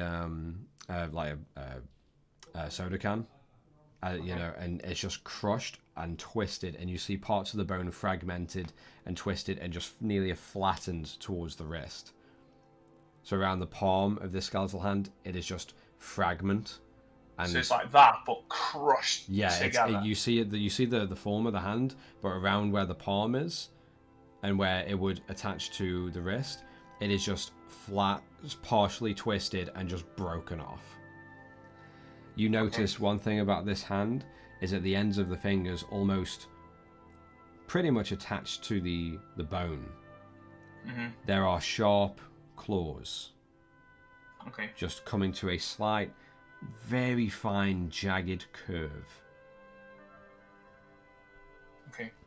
I will also take the hand, and I will go back to Rayloff and Gerald. Yeah. We need to not stay here. Or if we do, the moment the sand moves, we leave.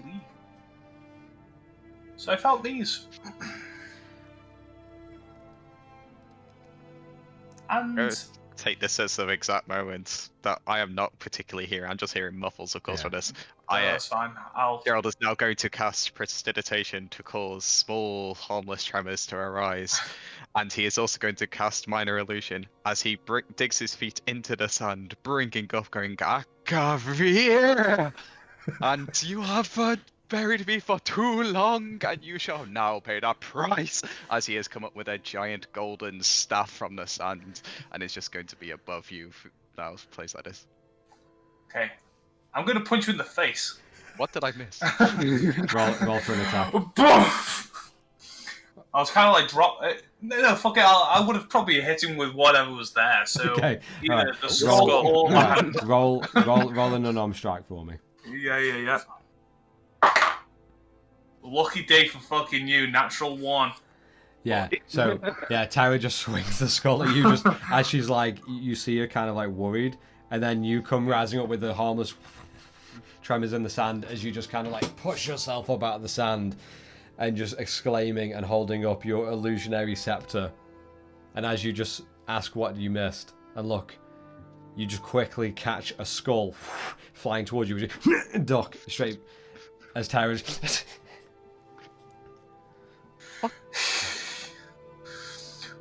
We need to not be here. And you're messing everything around. We could die. Like these. And Tara. Well, clearly I did not see the skull. Tara, with that previous check as well, as you bring them out into the sunlight, and you notice a few more indents and features in the skull of the cheekbones, almost like concaved in slightly. Okay. Yeah. But to what potentially would have been a wider square jaw. Okay. You would know that this is less reminiscent of. There's only a couple or a few humanoid races that you know of to have this feral cat kind of features about their anatomy. The square jaw, or what would look like would be attached with a very strong, powerful lower jaw, is less reminiscent of a tabaxi or catfolk that you may have you've never really seen but you've read about. And it would be more associated with still a feral cat and human mix, but of a very almost intimidating and powerful jungle cat and humanoid mix. And the only one that you know of by name would be a Leonin, or for in common, lion folk.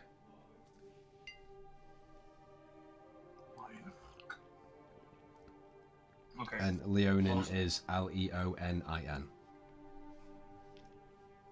L. Eon. Eon. Yeah, follow that up. I was close. I put I instead of E. Yeah. Well, that's me being retarded, but that's cool. No worries. And would I know that these are some powerful kind of people, or is just you would know just from your physically? Yeah, from the check that you made, the history of the Leonin were almost like kings of the jungle, kings and queens of the jungle, and as they started to emerge out of the forests in towards civilization, more so than the sort of Aborigine-esque tribes that they would keep. Yeah.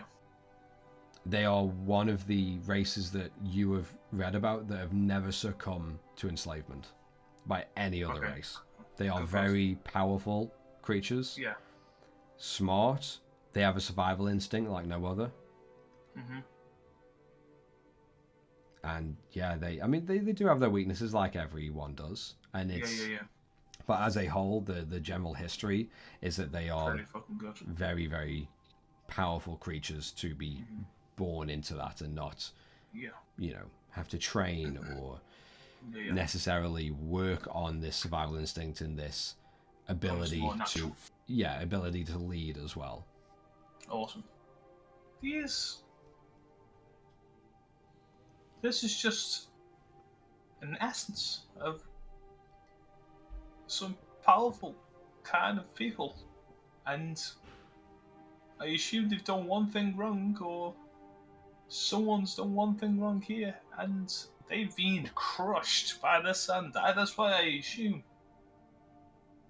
There's marks at the top, which I can only assume that they used and like kind of gesture in the hand, has tried to scrape at the sandstone. And it's only us digging this sand away that actually relieves some of the space.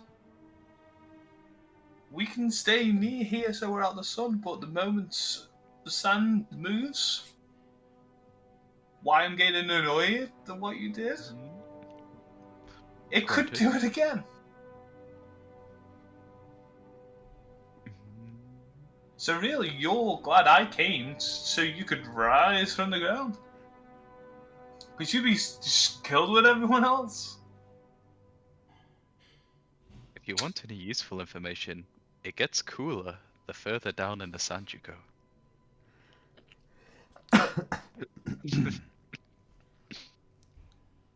If we stay near the window, we can get some shade. Maybe if you put the tent up near the outside the window, we could. I would have, yeah. I imagine at this point I would have already had the tent set up. Yeah. Okay, Yeah. that's cool. So the tent Could would we have been actually sort of close to the window, so Yeah. the So sun like a would be overhang. blocked from the tent. Yeah. Cool. We could probably get a rest here. Are we thinking a longer one? Or we thinking short rest here? Try our best for Theron. I'm about half my power of magic, I would say. I'm thereabouts as well. But I'd be quite happy to go in.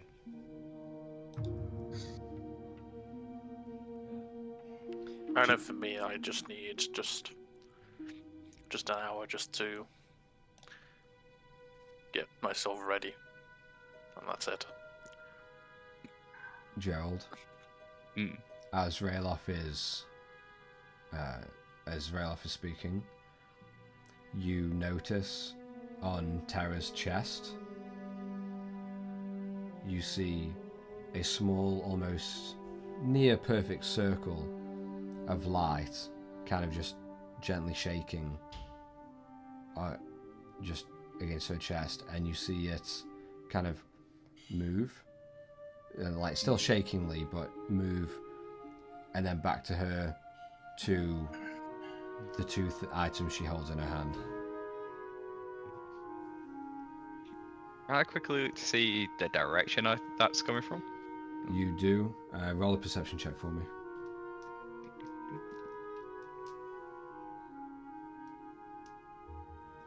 $14. 14, you look off, and maybe 100, 200, 300 feet away, you see a small dot of bursting white light.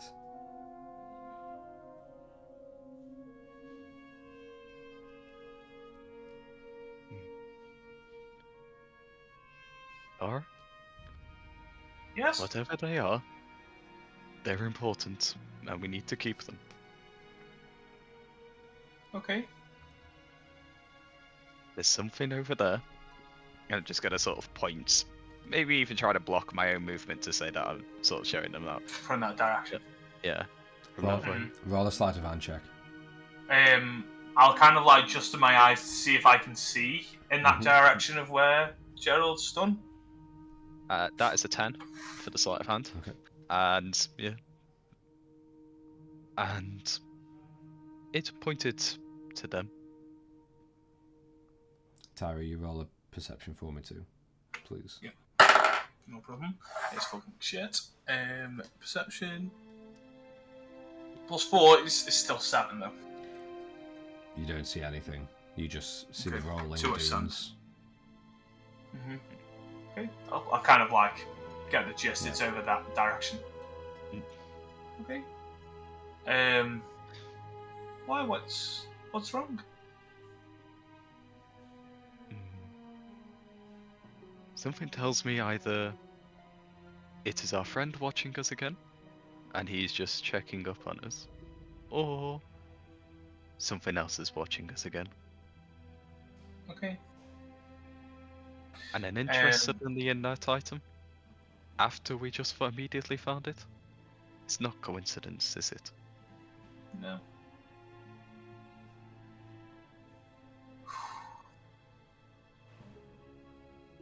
I'll think about how much space I probably have in my backpack and be like, I could fit it in my bag, but I worry if it's so important, I don't want to get it destroyed if Mogwai is going to be on my back.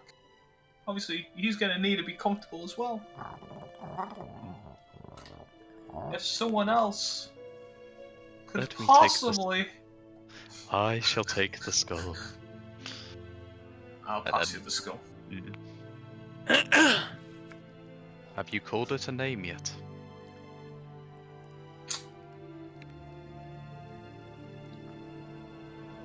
I haven't. I will think. Okay. I'll put it away, since you said Yeah, you think. sure. I won't give it a name straight away. Pretty sure skulls are called skulls. I shall call you Scully. How about that? Yeah, we'll keep the skull. Do you want to keep Scully. the hand as well? Oh, he comes with a hand.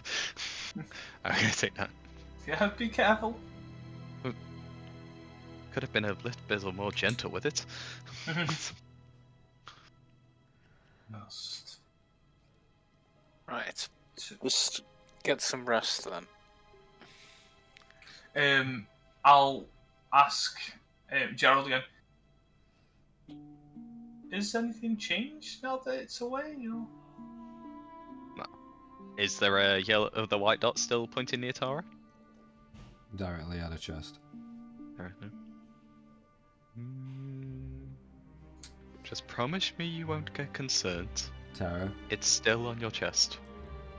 as Gerald says that, you see a just faded, perfect circle of light just like almost appear and shift, still partly shaking, onto Gerald's right shoulder.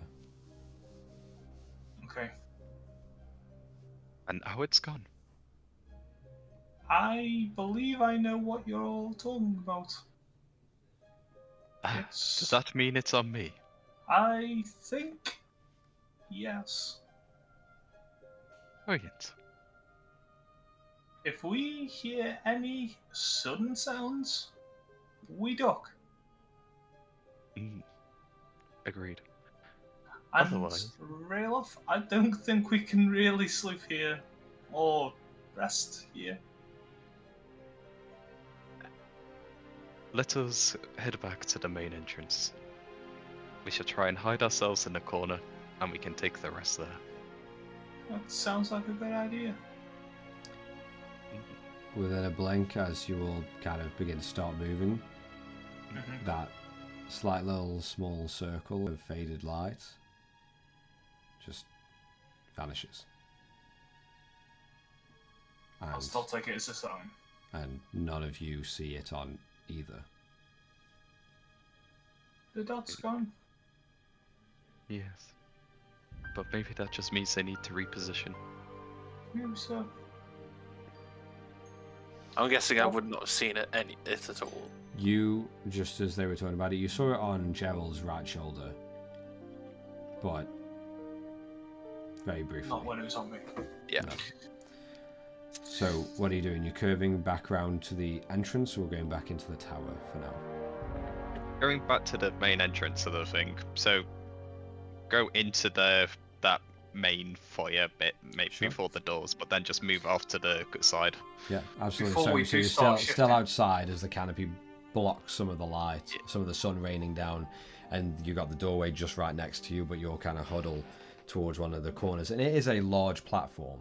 Such a weirdly small singular stonework doorway for such a large building and large platform, but you do snake off just to the corner where like the dune kind of crests up by the side of you and by the side of the temple entrance. I'll say to Gerald, you know, when you've made something appear from practically nothing? But like, I'm just gonna cast prestidigitation and just make an amulet appear in my hand. Like this? Like exactly like that. Yes. Can you make a wall in front of us looking like that wall? Not that big. No. How? I might be limited to 5 foot. Can we squeeze into a 5-foot square? No. No. Bastard. Even if we all ducked. Each of you is probably about 5 foot squared. Like, Okay. not like, you know, It's a tight anatomically, squeeze but with probably like yeah. one of us and Rayloff. Yeah. Okay.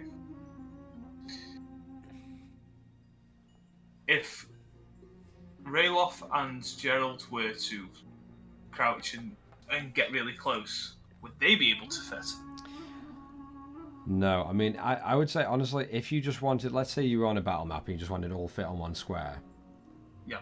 For 5 feet. I would say if, like, Gerald was to, if all of you were to, like, bundle together and kind of be climbing on top of each other, more or less, but stayed so low, then you wouldn't get 5 foot squared because, I mean, Rayloff alone is, what, 7 foot something?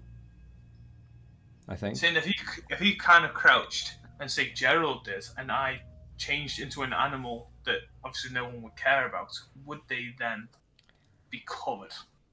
I mean, yeah, potentially. Okay. Can I say metagame, like, none of this is going to work at any point? Okay. Then because it lasts for a minute as well. It's only just because, just in case a guard goes past, at least you can go, poof, we're now not seen for that little second or that 1 minute. I can kind of just disappear into the background as a snake, and no one will care the slightest. That's what my brain was telling me in obviously metagame. Okay, yeah, I've got an idea of how. Yeah. That's what my brain was trying to tell me. Okay. So, you think, just in case, that's what I was thinking of. When the guards come back, we're going to be out in the open. And if we want to be here for a long time, we might be even asleep. The best I have is an early warning, and I can put up a barrier for a minute. I've got an idea, but I it's possibly hide us temporarily. I've got an idea, but it's going to be a bit of another trek again. We could go back to the horses. And then sleep there. It's an idea. We know it's safe. It's just we run the risk of going back into Husk's territory again.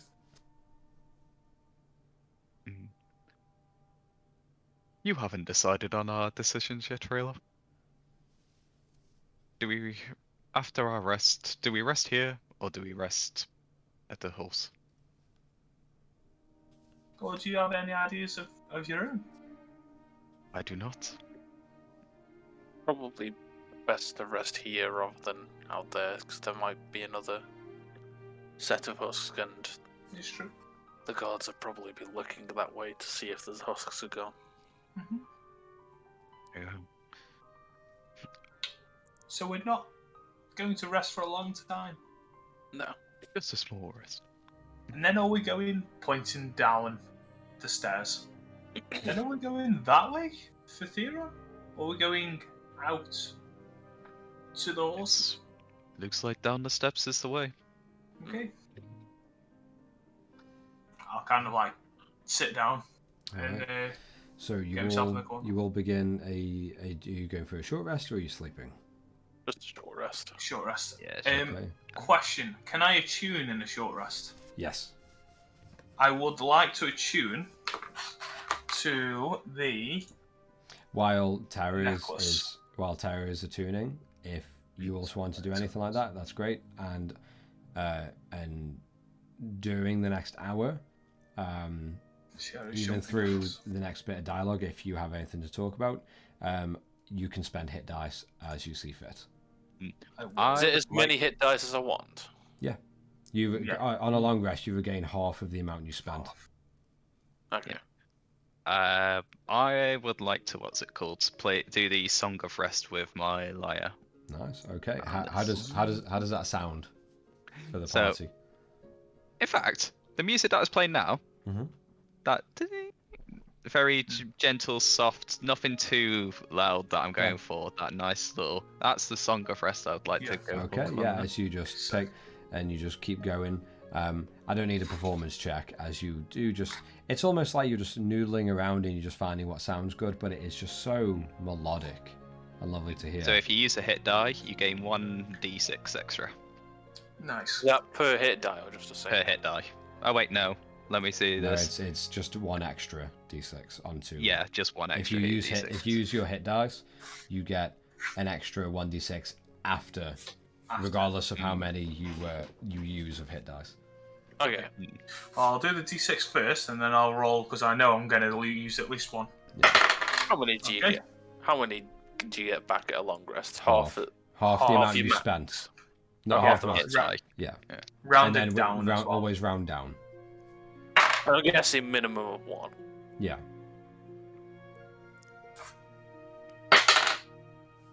And These two while hit all die. that's going, Tara, can you tell me which necklace you are attuning to? I am attuning to Sierra's jumping necklace. Okay. All right. And just as a little side note, the item that you put on hasn't required attunement, but I know I've written down that it does. Yeah, I can actually change that now while you guys take a little Not a short problem. rest. Well, I'm back on So full thank you. health.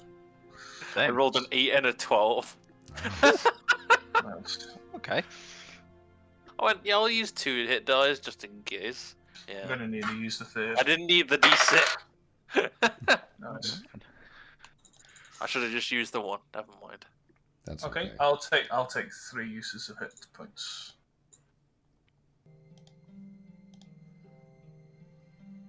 Hit die, sorry.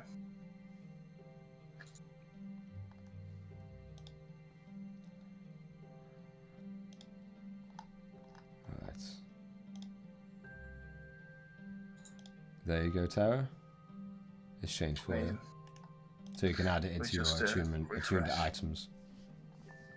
Yeah, just need to refresh me D&D Beyond. Yeah, no problem. So you all hunker down for a short rest. The next hour is yours.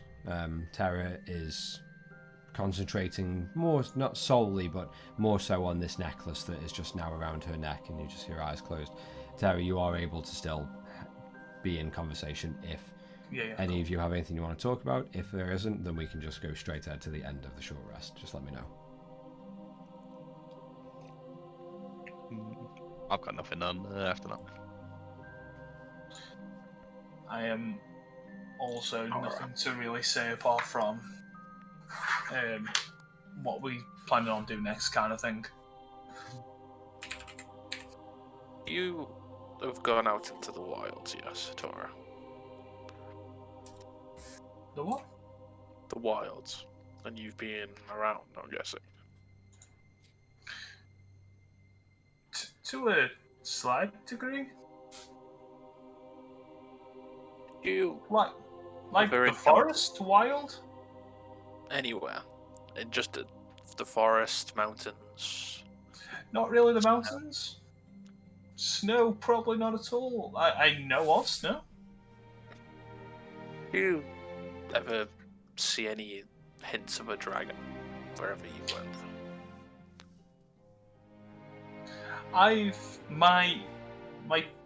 mom, my dad, they told me many stories about dragons.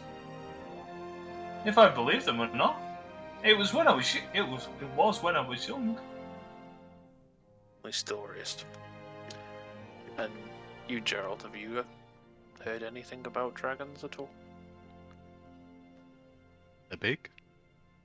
They are sexy. I mean, scary. But other than that, no. Maybe dangerous. Maybe. Hold on.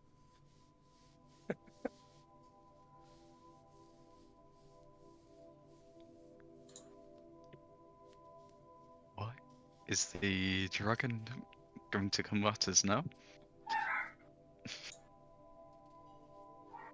Or are you hiding a dragon that could help us? This will be helpful.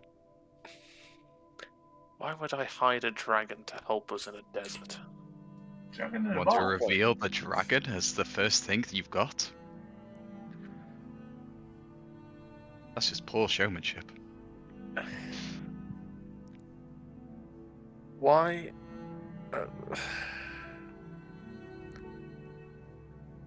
If I could bring a dragon here, and that could help us deal with this, do you really think that I would be here waiting?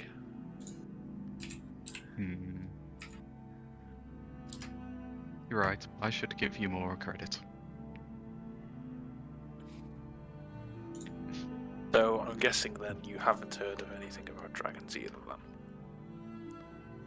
then? Nothing that helps, essentially. Why are you bringing it up? You could say I was interested in dragons. Okay, but what does it have to do in the deserts and the ruins? You might be I'll just bringing up conversation now. be honest, not really much. I just Mhm. thought I'd bring up something. That's cool. Tell us more. I'm up for a story. It's not exactly a story. Well, it's not a happy story. The town where I came from, it's more, shall we say, not necessarily barbaric, but it's not exactly a normal town. It's more just a group of people staying together. And Say more tribal law? I suppose that's as best as you could explain it. I was brought up there as one of the gods, hence why I have a little bit of insight into gods and how they would act. On one of my shifts,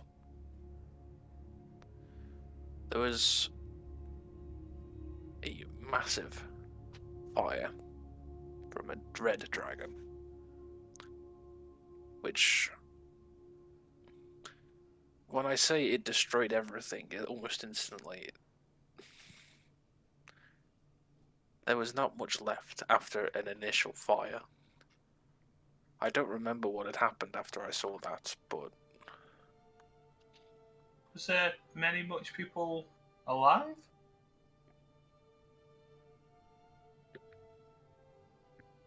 there was no bodies to count. Anyone that was alive would have been charred and burnt away into ashes. I I asked this question with the sincere. That's the right word. I know. Do you feel the guilt of being alive and then not? In a sense, I suppose, but Is that what you think made yourself like you?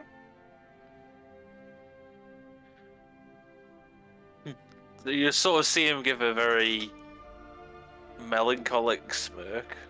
Okay. One story doesn't make a man. Only a book full.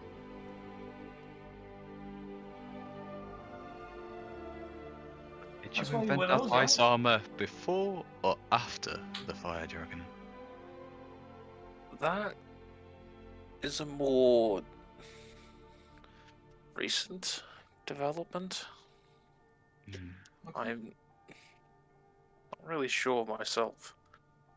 Sometimes, well, I was trained as a god to channel my anger into my attacks, to control it and use it in a fight, rather than lash out. And how they would describe anger to me was always a searing fire. But to me, it was never that. It was a bitter cold. It was the pitch black in the night as the snow falls, and all there that is left is an emptiness. There was a lot of the time I would just try and hide my emotions away. Try and just be and not care about things, but it's not exactly easy to go from that to hide away emotions and feel nothing for anyone.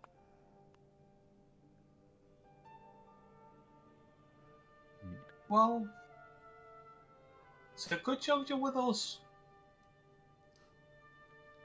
Yes, You I'm show sure. plenty of emotion. Hmm. Emotion is good. Is it? It It, can work in its favour sometimes. it was emotion that had brought us here. Emotion And why one of us is currently being captured.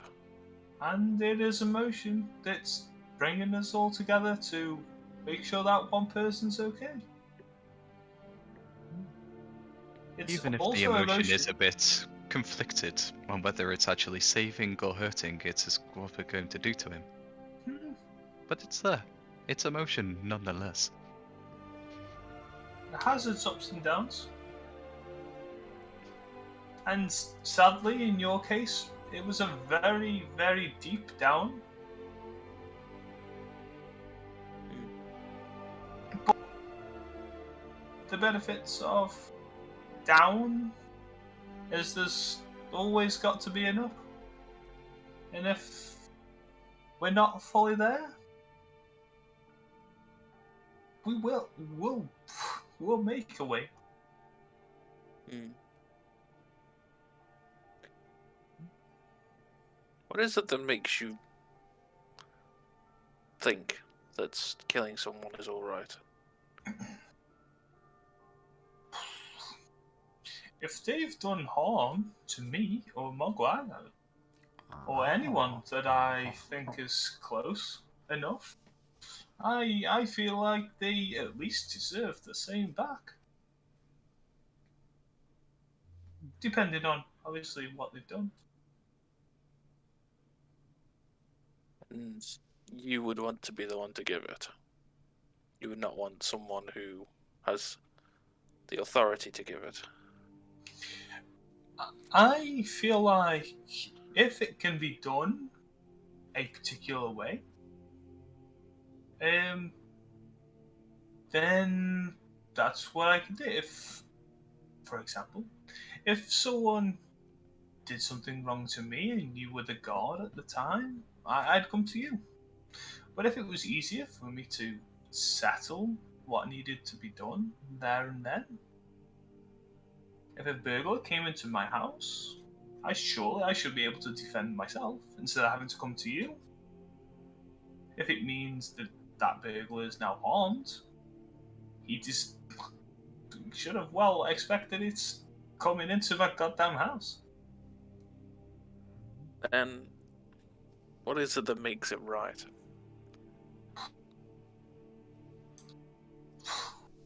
Correcting the wrong?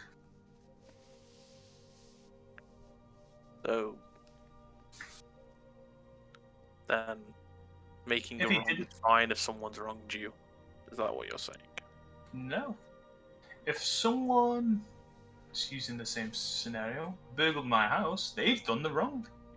I'm just making it right by making them suffer and taking back what was mine. It's not theirs. They were in the wrong in the first place. If they were trying to steal because they needed it for a good reason, well, they knew where I lived, why don't you knock on and ask for money? Surely, Like how I we would did. what are you trying to say? We didn't knock into someone's house and steal money. No, we not. Didn't try to We, burgle we us. snuck into someone's house. We tried to help a thief that we got told did happen. We're not, so we're now correcting the wrong and finding. You are about the bird folk. That's who you're trying to imply. I'm not crossing seams or. I believe he's on about 3 elves, Tar. Half elves. Because they. Okay, that's. We got told that was a whole thing, and that person had stolen what was there. Yes, I agree. What came of it shouldn't have happened, but if we knew by our example that they stole it, I don't think anything would have changed. We got pulled from different locations to do one job. It seems like that's a big ask. That was probably just us hoping that we were right and with Theron bringing us there, knowing him. We probably trusted it a bit too much, but we can't change the past. As How much do we as know would what we're like. doing here is the right thing? Well, right now we're just helping Theron, and what we're doing is helping the town. I would say, And generally, there's no way that we're not doing at least a kind of right thing. Because if we weren't doing a kind of right thing, why were we just randomly attacked? Even with the empty fake cart. We left, we told no one. We didn't even gloat and set out obvious bait for people to follow. We were attacked anyway. You're looking too much into whether your actions are right and wrong, when sometimes you could trust your instinct for this. But are you looking for validation of revenge on the dragon?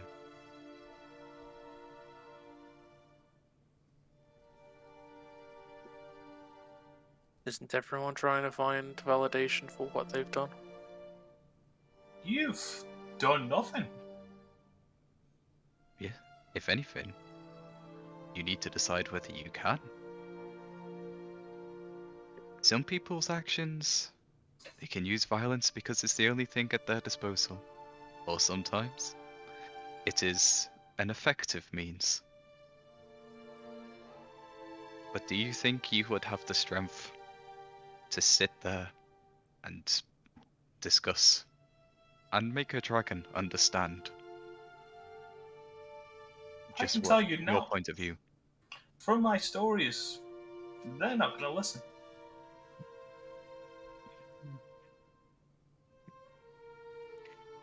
I know.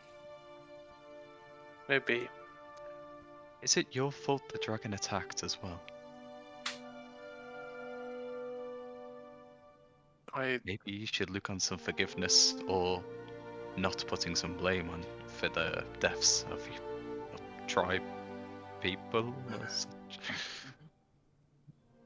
Is there anything that you could have done to stop it?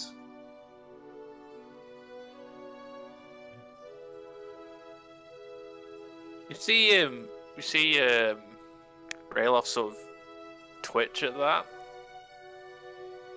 but other than that, he just sort of looks off into the distance, just to think. I'm going to take that silence as a no. In which case, there is little to worry about there. You've practically told yourself the answer.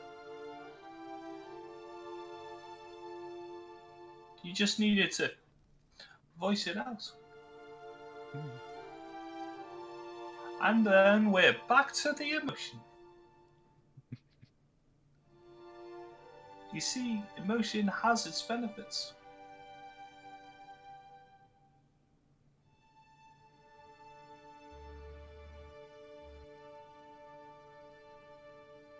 I guess you're right. I'm always right. Put on the necklace. I feel ready that I've attuned to it fully. Slap Rail off on the leg while he's sitting down still. Okay. Let's get going. And Are we doing this stealthy or loud? I feel like we'll You go can as try stealthy as we can. first. I'll be Stealthy here as- to back you up when that doesn't inevitably work. I'm glad you have faith. Yeah. Shaking last bits of Yeah. sand out of me. Yeah. I was gonna stretch. We're all ready to go. No, he's going to tie off his cape and everything. He's going to get ready for stealth. Okay, so I'm going to attempt for stealth. Mogwai's going to sit on my back. yeah, and you just hear Maguire's purring. Just...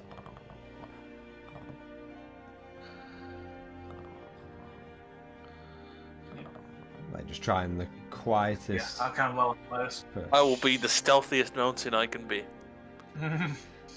All right, so I want all of you to roll stealth checks for me. Would Mogwai's stealth just go off my own? Yes. Amazing. I am going to be the stealthiest mountain I can be. I did alright for stealth also. I don't know. I didn't How look about at 16? yours. 19. Nice. 17. Nice. Damn. That's a decent. Somehow the person in the front is the least Very stealthy. good. Very good. All right, you find yourselves just walking into and down a stairway as you just meander slowly and just creep through this entrance. And you see just etched into a portion of the ceiling banner just harsh squiggles and crude markings. Rayloff, and does anyone else speak giant? I do. Okay, and Rayloff, I assume you do as well. Yeah. Both of you look up and you see the text itself reads, again, the light is kind of like cast from the entrance behind you, and it's just this very dim amber for maybe another few feet down these stairs before pitch black. And you read these crude markings and squiggles and you recognize it as giant, and it reads, "Gluttony shall never prevail." And then you follow the stairs further down and leading into a vast open chamber, solid stone floors and expertly masoned walls and ceilings around you. You look off to the far right and the left wall of this foyer, and these two large 5 feet around sconces are still burning, and you hear of the flame, of the blaze still casting enough light through this chamber and beyond another large stairway ahead, and you see gentle amber glows dancing across the stonework all around you, just casting your shadows to the walls, the light flickering from both the right and left sconces. You hear nothing except for the snaps and the crackles of flame. You look out into the dim amber chamber and the large stairway that is in front of you, and the smaller one that you've just come from, and there's just a very heavy, dead silence that, as you breathe and you exhale, you can almost hear there's a slight echo on every exhale and a slight inhale. You just hear very faint, isolated echoes. For the text that was on the front, was that carved in, or was that just carved in? Yeah, so looks like it was been there for a while then. Yeah, like a very long while. Yeah. I would say, just of a quick glance, not put in when this was constructed, but yeah, definitely easily taken over a good few months to maybe even 5 or so many years that this was etched in. Yeah. I'll kind of like whisper to Rayloff, or attempt. In fact, no, I won't. I will use my mind link response, and I will mentally say to him,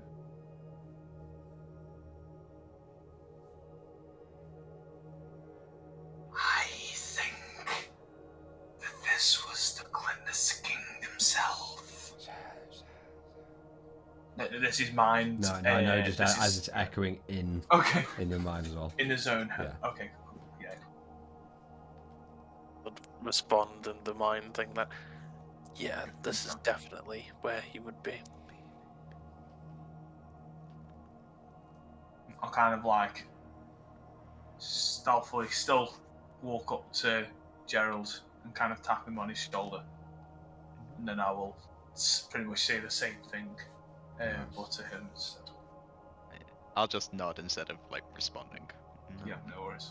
And then Gerald's gonna carry on moving forward towards down the stairs. Okay. Yeah, I will also follow. Right. Self on the map. As you all continue on and you find yourselves through these stairs in this large hallway that slightly descends even further, you find yourself within the largest, most central chamber. The ground partially coated in crunching sand under your feet, creating slight little of echoes as your footfalls crunch slightly. And you see 4 huge pillars stood proudly at the corners. Straight ahead you see a more decorated stairwell, gently heading upwards to 2 large stone doors with familiar troll skull crests resting upon the faces.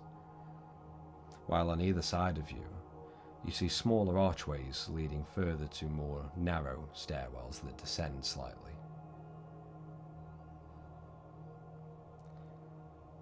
Looking out across this main area, does there appear to be any form of traps or any evidence that a trap could have gone off from something like that, like disturbances, stands and other things there?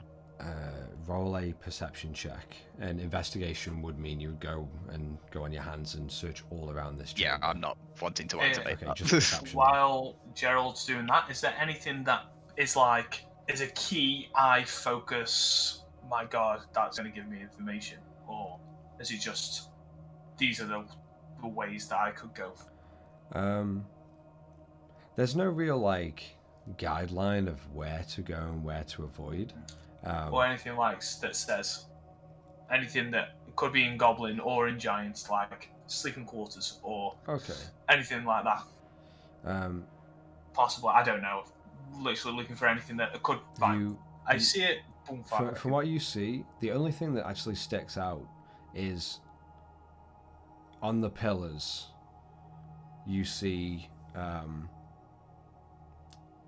partly like scrawled in giant. Just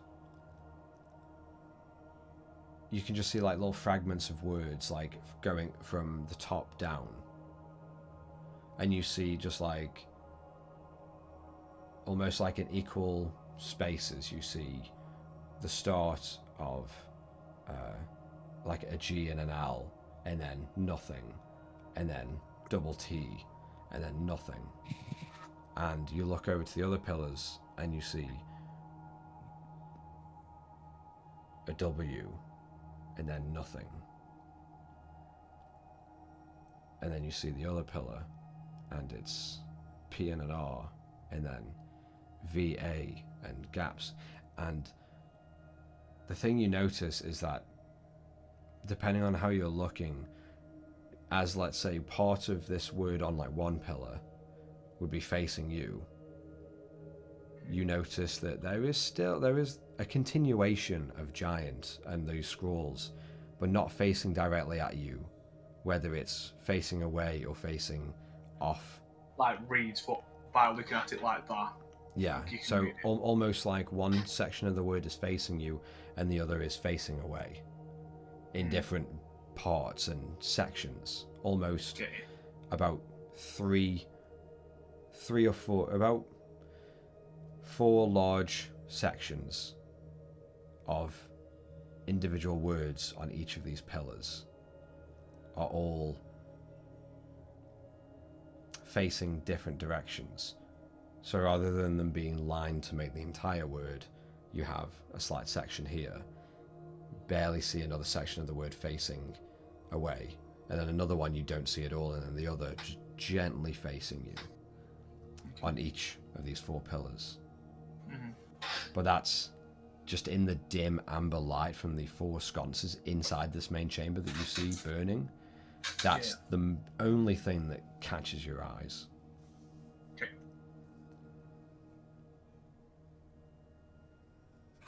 Oh, sorry, mine was a 9 as well on that. And you were looking for any like Traps. Yeah. You don't see any evidence of traps that have been sprung, nor any mechanism of a trap that is ready to be sprung. Being on the safe side anyway. I'm gonna climb on the wall and I'm gonna follow the left wall. Okay. Alright, what are the rest of you doing? Follow around. Hoping for the best. Yeah. Alright. As you see Jal just onto the wall and begin to scuttle around the corner, leading both of you, Tyra and Rayloff, into the chamber with him just on the ground. You begin to wander across and trying to follow the edge.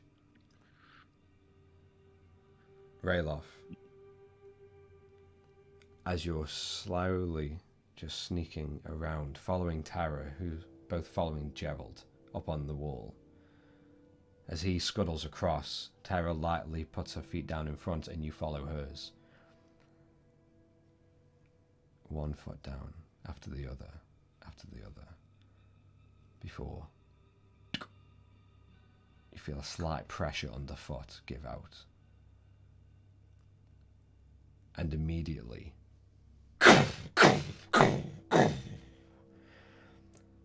all 4 exits of this chamber become sealed, solid sandstone walls. As the stone just grinds against stone, with an instant, you're all sealed in this one chamber. And the air grows silent. Turn around, my head on the wall. Can I see that it's Rayloff who's activated this? You do see kind of Rayloff just like leaning off of one leg, looking down. And as you look, the air is filled with silence for a moment.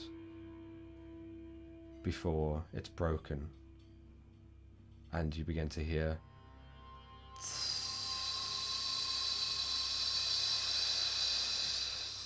Right, this one you do have to make up for. as you begin to see out of the four corners of the tall chamber, sand slowly begins to drip in and in, pouring endlessly. And that's where we're going to end tonight's episode and come back next time from there. Why couldn't it have been a dart trap? I know. Yeah. I know. Why couldn't it have just been simple? I do. No, because I would have had an advantage on it. Oh, you would have, yeah.